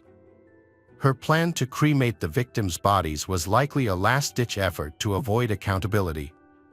However, the court and jury remained resolute, ultimately rendering a fair and just verdict. Karen's decision to harm her loved ones remains a puzzle. Despite having everything for a happy life, her motivations may be rooted in emotions like jealousy. This tragic case reminds us that even close relationships can conceal dark secrets, and genuine love and loyalty should always be the top priority. Welcome back, detectives. Let's dive into another horrible case. The case of Ardith Wood. Ardith Wood, a 27-year-old woman, is a beautiful and extremely intelligent girl. She was a PhD candidate in philosophy at Waterloo University and worked as an editor for a philosophy journal. Ardith is about to achieve his long-held dream of becoming a professor. In the summer of 2003, Ardith visited her family in Ottawa, Canada.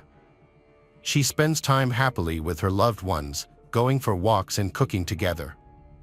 On August 6th, Ardith went for a morning jog. When she returned home, she found her parents had thoughtfully prepared a delicious breakfast for her. With the warm weather, Ardith decided to borrow her brother's bike and go for a ride. She promised to return in a couple of hours. Her mother planned to go shopping before lunch, expecting Ardith to be back by then.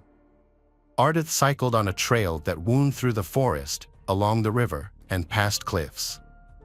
The route was usually peaceful and safe, but on this day, something very bad happened. Ardith failed to return home, leaving her mother worried. A heavy downpour began, adding to the concern. The woman realized her daughter wouldn't be riding her bike in the bad weather, but as time passed and Ardith didn't return, the family began to search for her. They thought she might have fallen off her bike and needed help. Since the city has many bike paths, they weren't sure which one she chose. They had to search the entire town. Despite their efforts, they found nothing, and when night fell, they went to the police station. The bad weather forced them to postpone the search until the next morning. The next day there was still no news of Ardith, prompting police to launch the largest search operation in Ottawa history. The massive search operation involved around 1,000 people, including rescue teams, police officers, dog handlers and trained dogs, helicopters, and a large number of volunteers. Ardith's family joined the search, putting up posters with her photo all over the city. However, the first few days showed no progress. The police then asked the public for help. Before long, a local resident called in, saying that on the day Ardith disappeared, she was on the bike path in the forest and saw a suspicious man with a bicycle. A young man with a pleasant appearance, well-dressed but acting suspiciously, was described by the witness. His behavior was frightening, as he had attempted to push a girl off her bike and drag her into the bushes. Fortunately, others arrived on the scene, and the perpetrator fell behind, allowing the girl to escape quickly. Following this incident, the girl no longer felt safe walking or cycling alone. The incident occurred in the Green Creek area, and she suspected the stranger may have also attacked Ardith. The witness was asked to create a composite sketch at the police station. The suspect was described as a light-skinned, dark-haired young man with a beard and glasses, aged 20 to 30 years old. He was athletically built. However, when the sketch was shown to Ardith's family, they did not recognize anyone familiar to Ardith. The sketch's features, such as glasses and a beard, were common at the time, making it difficult to pinpoint a specific individual. The investigators decided not to share Ardith's picture with the media, as they were concerned it would trigger a flood of misleading tips. Instead, police showed her photo to local residents. Believing someone must have seen her due to her striking appearance, they believed it was likely that a witness had seen her and could offer a valuable clue. Their assumption proved correct when 16-year-old Laura called the police. Laura said she saw Ardith on the bike trail on the same day that Ardith went missing. Laura was riding her bicycle and noticed Ardith sitting on a rock, appearing to rest. As Laura continued on, she heard a scream and turned to see Ardith arguing with a man. Laura was unsure what to make of the situation, thinking it might be a lover's quarrel. Ardith didn't seem to be calling for help, and Ardith eventually followed the man into the woods. Laura wanted to know what was happening but was scared by an approaching storm, and she quickly rode home. As Laura was leaving, she thought she heard a scream. The police asked her to come to the station to look at a composite sketch of a suspect. She recognized the person in the sketch. According to Laura, the incident occurred around 10 p.m. at Green Creek. After that, the police received several more calls from girls who had encountered the same creepy guy on the trail. He had attacked them, but they were lucky enough to escape. There was one particular call from one woman that was especially noteworthy. She described how an attractive stranger approached her while she was walking. They had a pleasant conversation at first, but then his behavior changed drastically. The man started grabbing her, but the woman was able to push him away with her bicycle and quickly flee. She didn't look back, fearing he would catch up to her. When she got home, she told her family about the incident and warned them to stay away from that area. Strangely, none of the girls who were attacked had reported the incidents to the police. The search for the suspect focused on the creek area. Soon, the police found Ardith's bicycle, which suggested they were on the right track. Meanwhile, investigators received an anonymous call that would prove to be a crucial breakthrough in the case. He reveals that a terrible incident happened in the forest, and alarmingly, he was involved in it. He said he didn't mean to hurt or kill anyone, but when he panicked, he hid the body. The man explained that he moved Ardith over a creek, made a shallow hole, and put her in it, hiding the spot with branches. Then, he quickly hung up the phone. The police were able to locate the source of the call, which was a phone booth situated 20 minutes away from Ottawa. The police quickly arrived, looking for witnesses or collecting evidence such as fingerprints or DNA from the anonymous caller. However, upon arrival, they were met with disappointment. The handset had been thoroughly wiped clean, and no eyewitnesses or surveillance cameras were found. The search for Ardith continued in Green Creek with the aid of specially trained dogs that could detect the scent of human remains. With the assistance of the dogs, the investigators located Ardith's grave, situated between two trees in a secluded, picturesque area. As the detective approached, they saw the partially buried, naked body of Ardith. Perhaps the criminal panicked after being seen by someone, leading to a hasty burial of Ardith. Upon examining the crime scene, criminologists found no fingerprints or DNA evidence. Medical examiners confirmed the cause of death as drowning, with algae present in Ardith's lungs, indicating she was alive when submerged in water. Despite the body being discovered naked, there were no definitive signs of rape, although the possibility was not ruled out. The police suspected the crime was sexually motivated, as the perpetrator targeted girls in secluded areas. detectives were concerned that the suspect might commit again crime, so they had to quickly find and arrest him. The police thought the perpetrator had already assaulted several girls and killed Ardith, so they were determined to stop them from hurting anyone else. To expedite the investigation, authorities released a composite sketch of the suspect to the media, soliciting public assistance in identifying the individual.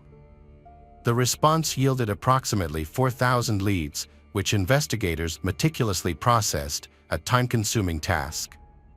A pivotal development emerged on September 10th, when police disclosed that the suspect had a distinctive eagle tattoo on his left shoulder, as reported by the girls who encountered him in the forest. A crucial lead emerged that could potentially track down the perpetrator. The media released a sketch of the tattoo, leading to several calls to the police from individuals reporting acquaintances with bird tattoos on various body parts. Unfortunately, these tips didn't yield any concrete results. However, in April 2004, investigators stumbled upon a significant clue while processing another batch of calls. A man claimed to know the killer, stating that the individual lived in the area and was seen riding a bicycle in the Green Creek vicinity around the time of the crime. Intrigued, detectives invited he for questioning. Upon arriving at the police station, investigators were astonished to find that the individual matched the perpetrator's description in both appearance and age. During the conversation, the young man displayed visible nervousness, stating that he frequently rode his bike along the trail without understanding the issue at hand. When asked to reveal his shoulder, an eagle tattoo was discovered, sparking further interest from the authorities. The investigation revealed that the man had a prior history of run-ins with the law, making him the prime suspect. During the 3-hour interrogation, he responded to questions with hostility and aggression. At one point, he described himself as unpredictable, like a scorpion under a rock. Despite lacking an alibi for the day of Ardith's disappearance, he denied any involvement in her murder. However, due to insufficient evidence, the suspect was released, but the police kept him under surveillance. Weeks later, he was brought in for questioning again. This time, the detectives were better prepared, having gathered more information about him. They also suggested he take a polygraph test, which he agreed to and surprisingly passed. Consequently, the police were left with no alternative but to dismiss the suspicions against him. With the investigation stalled, the Ottawa police offered a $50,000 reward for any information that would help solve the case, the largest reward ever offered in similar circumstances. The response was extremely strong, with approximately 5,000 calls received, each providing a potential lead for the police to investigate. The investigator became interested in a tip about Christopher Myers, a 25-year-old janitor who had previously been convicted of selling illegal substances. Colleagues described Christopher as quiet and non-confrontational, with a face that closely resembled the composite sketch of the suspect, including a similar beard. Initially, the police were thrilled, thinking they had found the right man. However, they were wrong. Christopher had an alibi for the day of Ardith's disappearance. His landlord stated that on August 6, 2003, Christopher was at home in the morning, then he heading to his job at a restaurant. This revelation puzzled the police, as they wondered how the landlord could recall the details of that day so clearly a year later. Another discrepancy emerged. Christopher did not have an eagle tattoo on his shoulder, despite witnesses claiming to have seen one. The detectives considered the possibility that he had removed the tattoo and remained convinced that Christopher was the suspect they were looking for. They were determined to prove it. A few weeks after Ardith's incident, a similar attack took place in the evening. A girl who bore a striking resemblance to Ardith was walking alone across a bridge when she noticed someone following her. Upon turning around, she saw an attractive man approaching on a bicycle. The girl made it clear she wasn't interested in talking and asked to be left alone. The man initially rode past her, but then turned his bicycle around and charged at her. With no one nearby to assist, the attacker jumped off his bike and forcibly dragged the girl into the bushes. Her loud screams seemed to frighten the assailant, causing him to flee. The victim reported the incident to the police, but it was handled by different investigators who treated it as an attempted robbery. The detectives working on Ardith's case didn't learn about this incident until much later. In May, another similar attack occurred, targeting a blonde woman. The woman was walking home late one evening after attending a party when a stranger approached her, trying to initiate a conversation. After she asked to be left alone, the stranger claimed to be lost and asked for directions. The woman provided him with the necessary information, and he seemingly left. However, just 10 minutes later, he launched a surprise attack on her from the bushes. The assailant violently attacked the girl, strangling her and twisting her neck. Believing her life was in danger, she fiercely resisted by screaming, hitting, and biting him. Her cries for help caught the attention of nearby residents, who rushed out to investigate. The commotion frightened the attacker, causing him to flee in haste, but he not before making a critical mistake, dropping his phone. Upon investigation, it was discovered that the phone belonged to Christopher Mears. This discovery confirmed the connection between Christopher Myers and a number of cases that shared a similar motif, all targeted blonde girls of similar appearance. When brought in for questioning, Christopher denied any involvement in the murder or other attacks, claiming he had never been to Green Creek or met Ardith. He attributed his behavior to mental health issues and uncontrollable aggression, but insisted he had never physically harmed anyone. Detectives observed that Christopher had crooked teeth and asked him to undergo a polygraph test. The 5-hour test revealed that Christopher was not telling the truth, but he insisted he was innocent, claiming the polygraph results were incorrect. As polygraph results are not admissible as evidence, Christopher to be released. Over the next 5 months, detectives gathered more evidence by interviewing Christopher's acquaintances, including family members, friends, co-workers, and his ex-girlfriend. The investigation found that Christopher had a tough childhood due to growing up in a home plagued by alcoholism. As a result, he developed attention deficit disorder and schizophrenia. Christopher was removed from his biological family and adopted by another couple who showed him love and care. However, his behavioral problems were too difficult to control, and when he was 12 years old, his adoptive parents took him back to the orphanage. As he aged, Christopher appeared to lead a typical life. He graduated from school, attended university, made friends, and lived in a dorm. However, Christopher's roommate thought him strange due to the disturbing stories he shared, which eventually led to him dorm kicked out.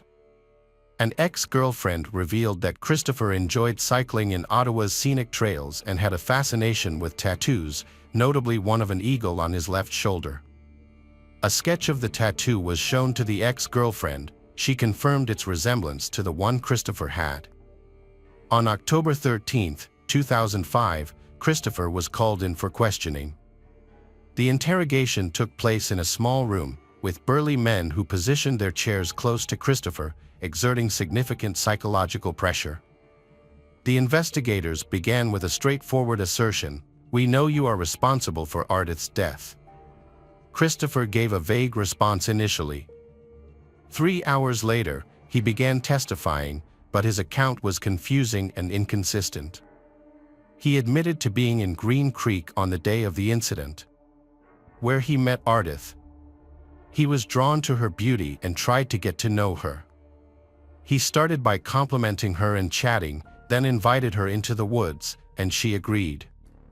In the woods, Christopher claimed he hugged and kissed her, but she pulled away, Ardith apparently not enjoying his advances. Ardith tried to run but fell into the creek. Christopher claimed he tried to save her but was unsuccessful. His actions after the incident, however, raised suspicions. He pulled her body from the water, undressed her, and buried her.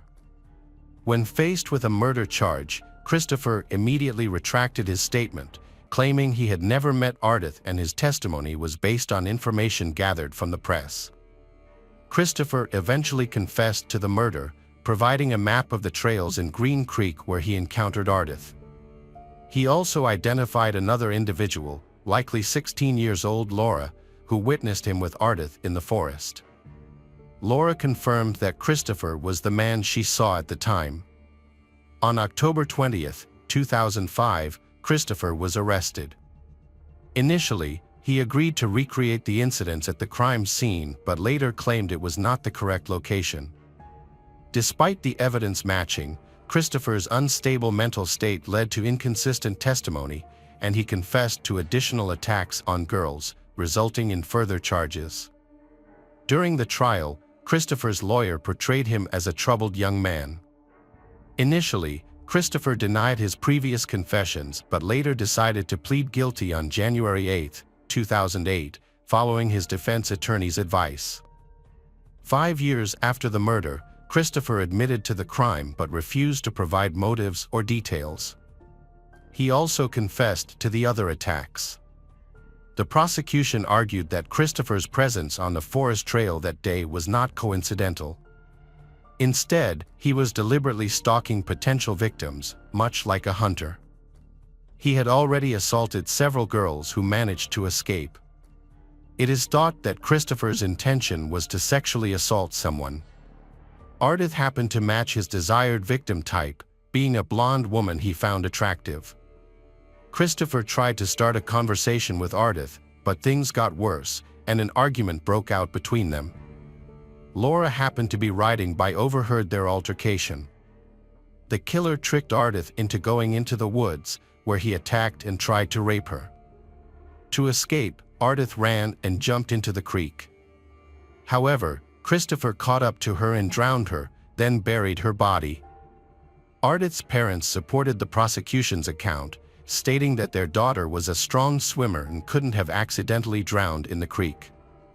They believed Christopher had intentionally killed Ardith, but they couldn't understand why Ardith had followed him into the wood.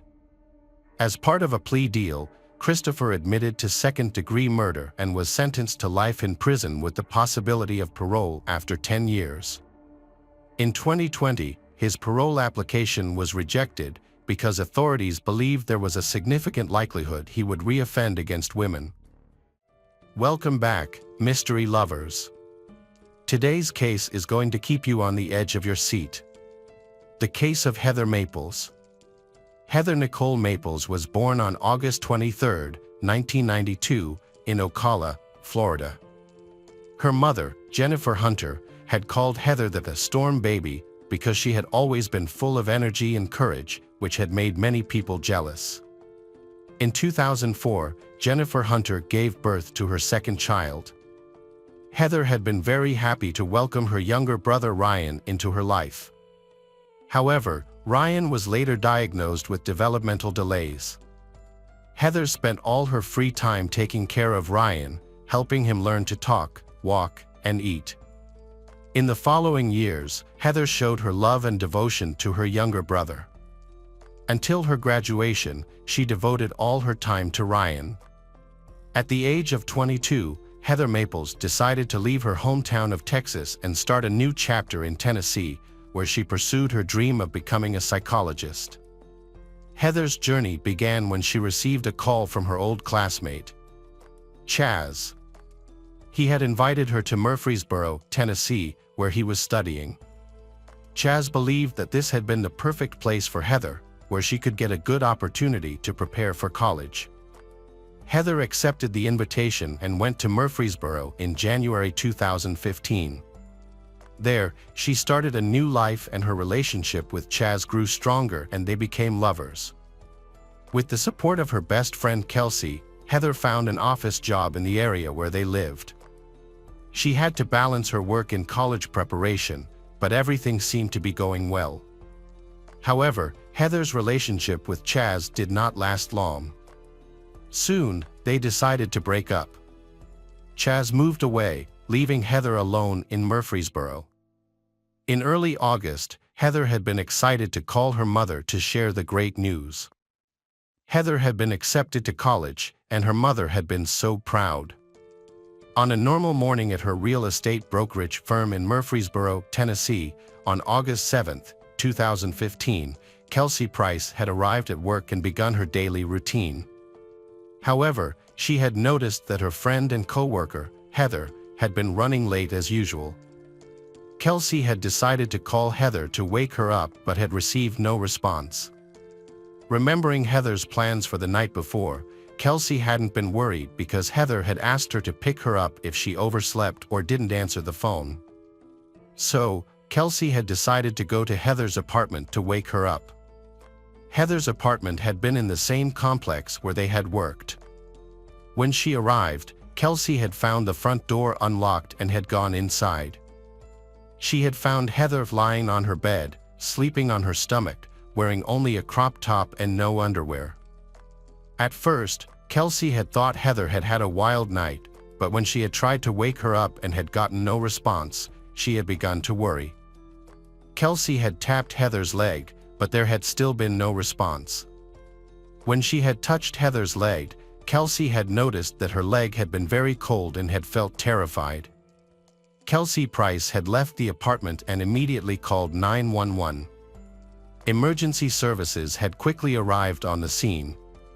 Detective Tommy Massey had been one of the first to arrive at the crime scene. He and the forensic team had conducted a thorough search of the apartment. There, they had discovered that Heather had been brutally beaten, showing signs of torture and sexual assault. Heather's hair had been covered in blood and splattered against the walls. Detective Massey and his partner, Detective Maples, had recalled the case as a terrifying nightmare. Witnessing this heartbreaking scene had been difficult, especially since they had shared the same last name as the victim, Heather Maples. Detectives had quickly realized that the case could be related to Heather's personal life. At that time, most of her friends had been suspected because they had all been close to Heather. In particular, her apartment had shown no signs of forced entry, suggesting that the attacker might have been invited in by Heather. While examining the scene, detectives had discovered several important pieces of evidence. Among them, an unidentified DNA sample and a hair that hadn't belonged to Heather had both been sent for analysis. In addition, a bloody fingerprint on the right side of Heather's bed had been a very important clue. According to Detective Massey, if someone had intentionally created a fingerprint, the trace wouldn't have been so clear. This fingerprint had also been sent for analysis in order to find the perpetrator. Heather's cell phone had been found in her apartment, but without a password, the police couldn't access the phone. At this time, Kelsey had played an important role in helping the police with the phone and also in notifying Heather's mother of her death. Detective Massey had hoped to get more information about Heather from her friend Kelsey Price. Kelsey had said that the relationship between Heather and Chaz had been quite tense because Chaz had had anger management problems and had been sometimes too aggressive with Heather. Therefore, Heather had decided to end this relationship. Having received important information, the police had decided to investigate Chaz immediately. However, an unexpected development had occurred when a young man named Michael had appeared at the crime scene. He had had the key to Heather's apartment and said he had met Heather at a bar. Michael had said that he hadn't had sex with Heather. Michael had testimony that the evening before Heather had died, she had called him and invited him to dinner. After dinner, Michael had gone home, and Heather had gone to a local bar with friends. Heather had called Michael at 11:40 to ask for help because she had been having trouble at a bar. A man named Otavio had been bothering her and making her uncomfortable. Michael had agreed to go to the bar to help and then had driven Heather home. When they had arrived at the house, Heather had called Michael and asked him to buy some things, including biscuits, gravy, eggs, and sausage. After buying those things, Michael had driven Heather home and seen her go up the stairs. That had been the last time he had seen Heather, at approximately 2:30 a.m. on August 7th. During questioning, Michael had explained that he had had Heather's key and often unlocked the front door for her. He had also said that Heather's front door had often been left unlocked because she hadn't had a pocket for her keys. Investigators had taken Michael's fingerprints and DNA, but the results of the analysis had shown that they hadn't matched the fingerprints and DNA found at the crime scene. After Michael had been cleared as a suspect, investigators had turned their attention to the man who had been with Heather that night, Ottavio. Kelsey's help in unlocking Heather's cell phone had raised the police's suspicions of Ottavio. Detectives had discovered that Heather had texted Ottavio, a friend of hers, inviting him to her apartment just hours before she was found dead. When asked about Ottavio, a friend of Heather's had said, "I didn't know much about him. He seemed like a really nice guy. He was funny." When asked why Heather had sent this friend a photo of herself and Ottavio, the friend had been unclear. However, when questioned further, the friend had explained that Ottavio had been more aggressive than usual at the bar, and Heather had been taken by surprise. She had not been prepared for this. Detectives had decided to speak to Ottavio to get his side of the story. Ottavio had said he had been hanging out with Heather. Ottavio and Heather had had some tequila and then had gone to the gym for a while. When asked about the photo of Ottavio and Heather, Ottavio had said it had been taken before they left for the gym. The photo had been taken by Heather and posted on Snapchat. The detectives had immediately realized that Ottavio had known nothing about Heather's death. But what if he had been involved in the case? Meanwhile, the interrogation had continued. The police had said that Heather had texted him and asked him to come to her house. However, Ottavio had denied it. When asked about Heather's late-night text, Ottavio had said that she had texted him around 2:30 but that he had fallen asleep and only saw the text the next morning. The detectives had escalated their questioning of Ottavio with a harsh interrogation method. They had told him that people had seen him at Heather's apartment, that there had been surveillance footage of him, and that there had been pictures of him with Heather. They had said that Ottavio had gone to Heather's apartment after she had texted him to come back, and then something had happened. They had also told him that there had been strange DNA all over Heather and that it would be compared to his DNA. Ottavio had been shocked by what he had heard. He had seemed genuinely clueless about what had happened to Heather. After questioning, he had agreed to a DNA test, believing that it would clear his name. The results had proved him right, as the DNA found at the crime scene did not match his, so the police had eliminated Ottavio as a suspect. Detectives had continued to investigate, reviewing surveillance footage and carefully examining every detail provided by witnesses, but it still had no leads on the case. On the 9th day of the investigation, Detective Massey had been about to leave the office late at night when he had received an important call from a forensic lab director. The call had brought the answer Massey had been waiting for regarding the bloody fingerprints found on Heather's bed. The prints had been matched to a young man named Brandon Bowling, who had a fingerprint record from a previous job at a company. While questioning Brandon, Detective Massey had asked Brandon how he had known Heather. Brandon had replied that they had met at the gym. Massey had continued by asking Brandon when exactly he had met Heather. It had been clear that Detective Massey had been taking a light-hearted approach to the interview, wanting to give Brandon a chance to explain what had happened that night. After hours of questioning Brandon, he admitted that he had last been to Heather's apartment in July and had never seen her again. However, the police produced evidence of his fingerprints on Heather's bed, which matched his own. Since the fingerprints collected from Heather's house were fresh, the detectives believed that Brandon was lying. Apparently, Brandon had some secrets and was hiding them, which raised suspicions about him. Brandon seemed to realize that all the evidence was against him and that he could be arrested, but he continued to deny any involvement in Heather's death. After questioning, the investigators asked Brandon to provide a DNA sample, claiming that if he was innocent, the test results would prove it. Brandon agreed and hoped to be released from police custody, but that did not happen. Investigators asked the court for permission to access Brandon's phone to track his movements, calls, and texts on the night of the murder.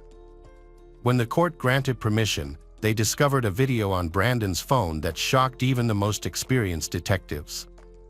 In the video, Heather's room was recorded, capturing everything from intimate behavior to beatings. Heather was still alive at the time of the recording. As a result, Brandon Richmond Bowling was arrested. In February 2018, Brandon pleaded guilty to assaulting Heather Maples. Consequently, he was sentenced to 40 years in prison without the possibility of parole. During the trial, Heather's mother, Jennifer, made a strong impression with her emotional speech. She announced that she forgave Brandon Bowling for the crimes he had committed against her family. After the trial ended, Jennifer met Brandon Bowling's mother in the hallway. There, she expressed her sympathy and shared the woman's pain with a warm hug. She said that they both lost a loved one that day. Unfortunately, however, Brandon Bowling never revealed the real reason behind his actions, leaving many questions and thoughts about his motives.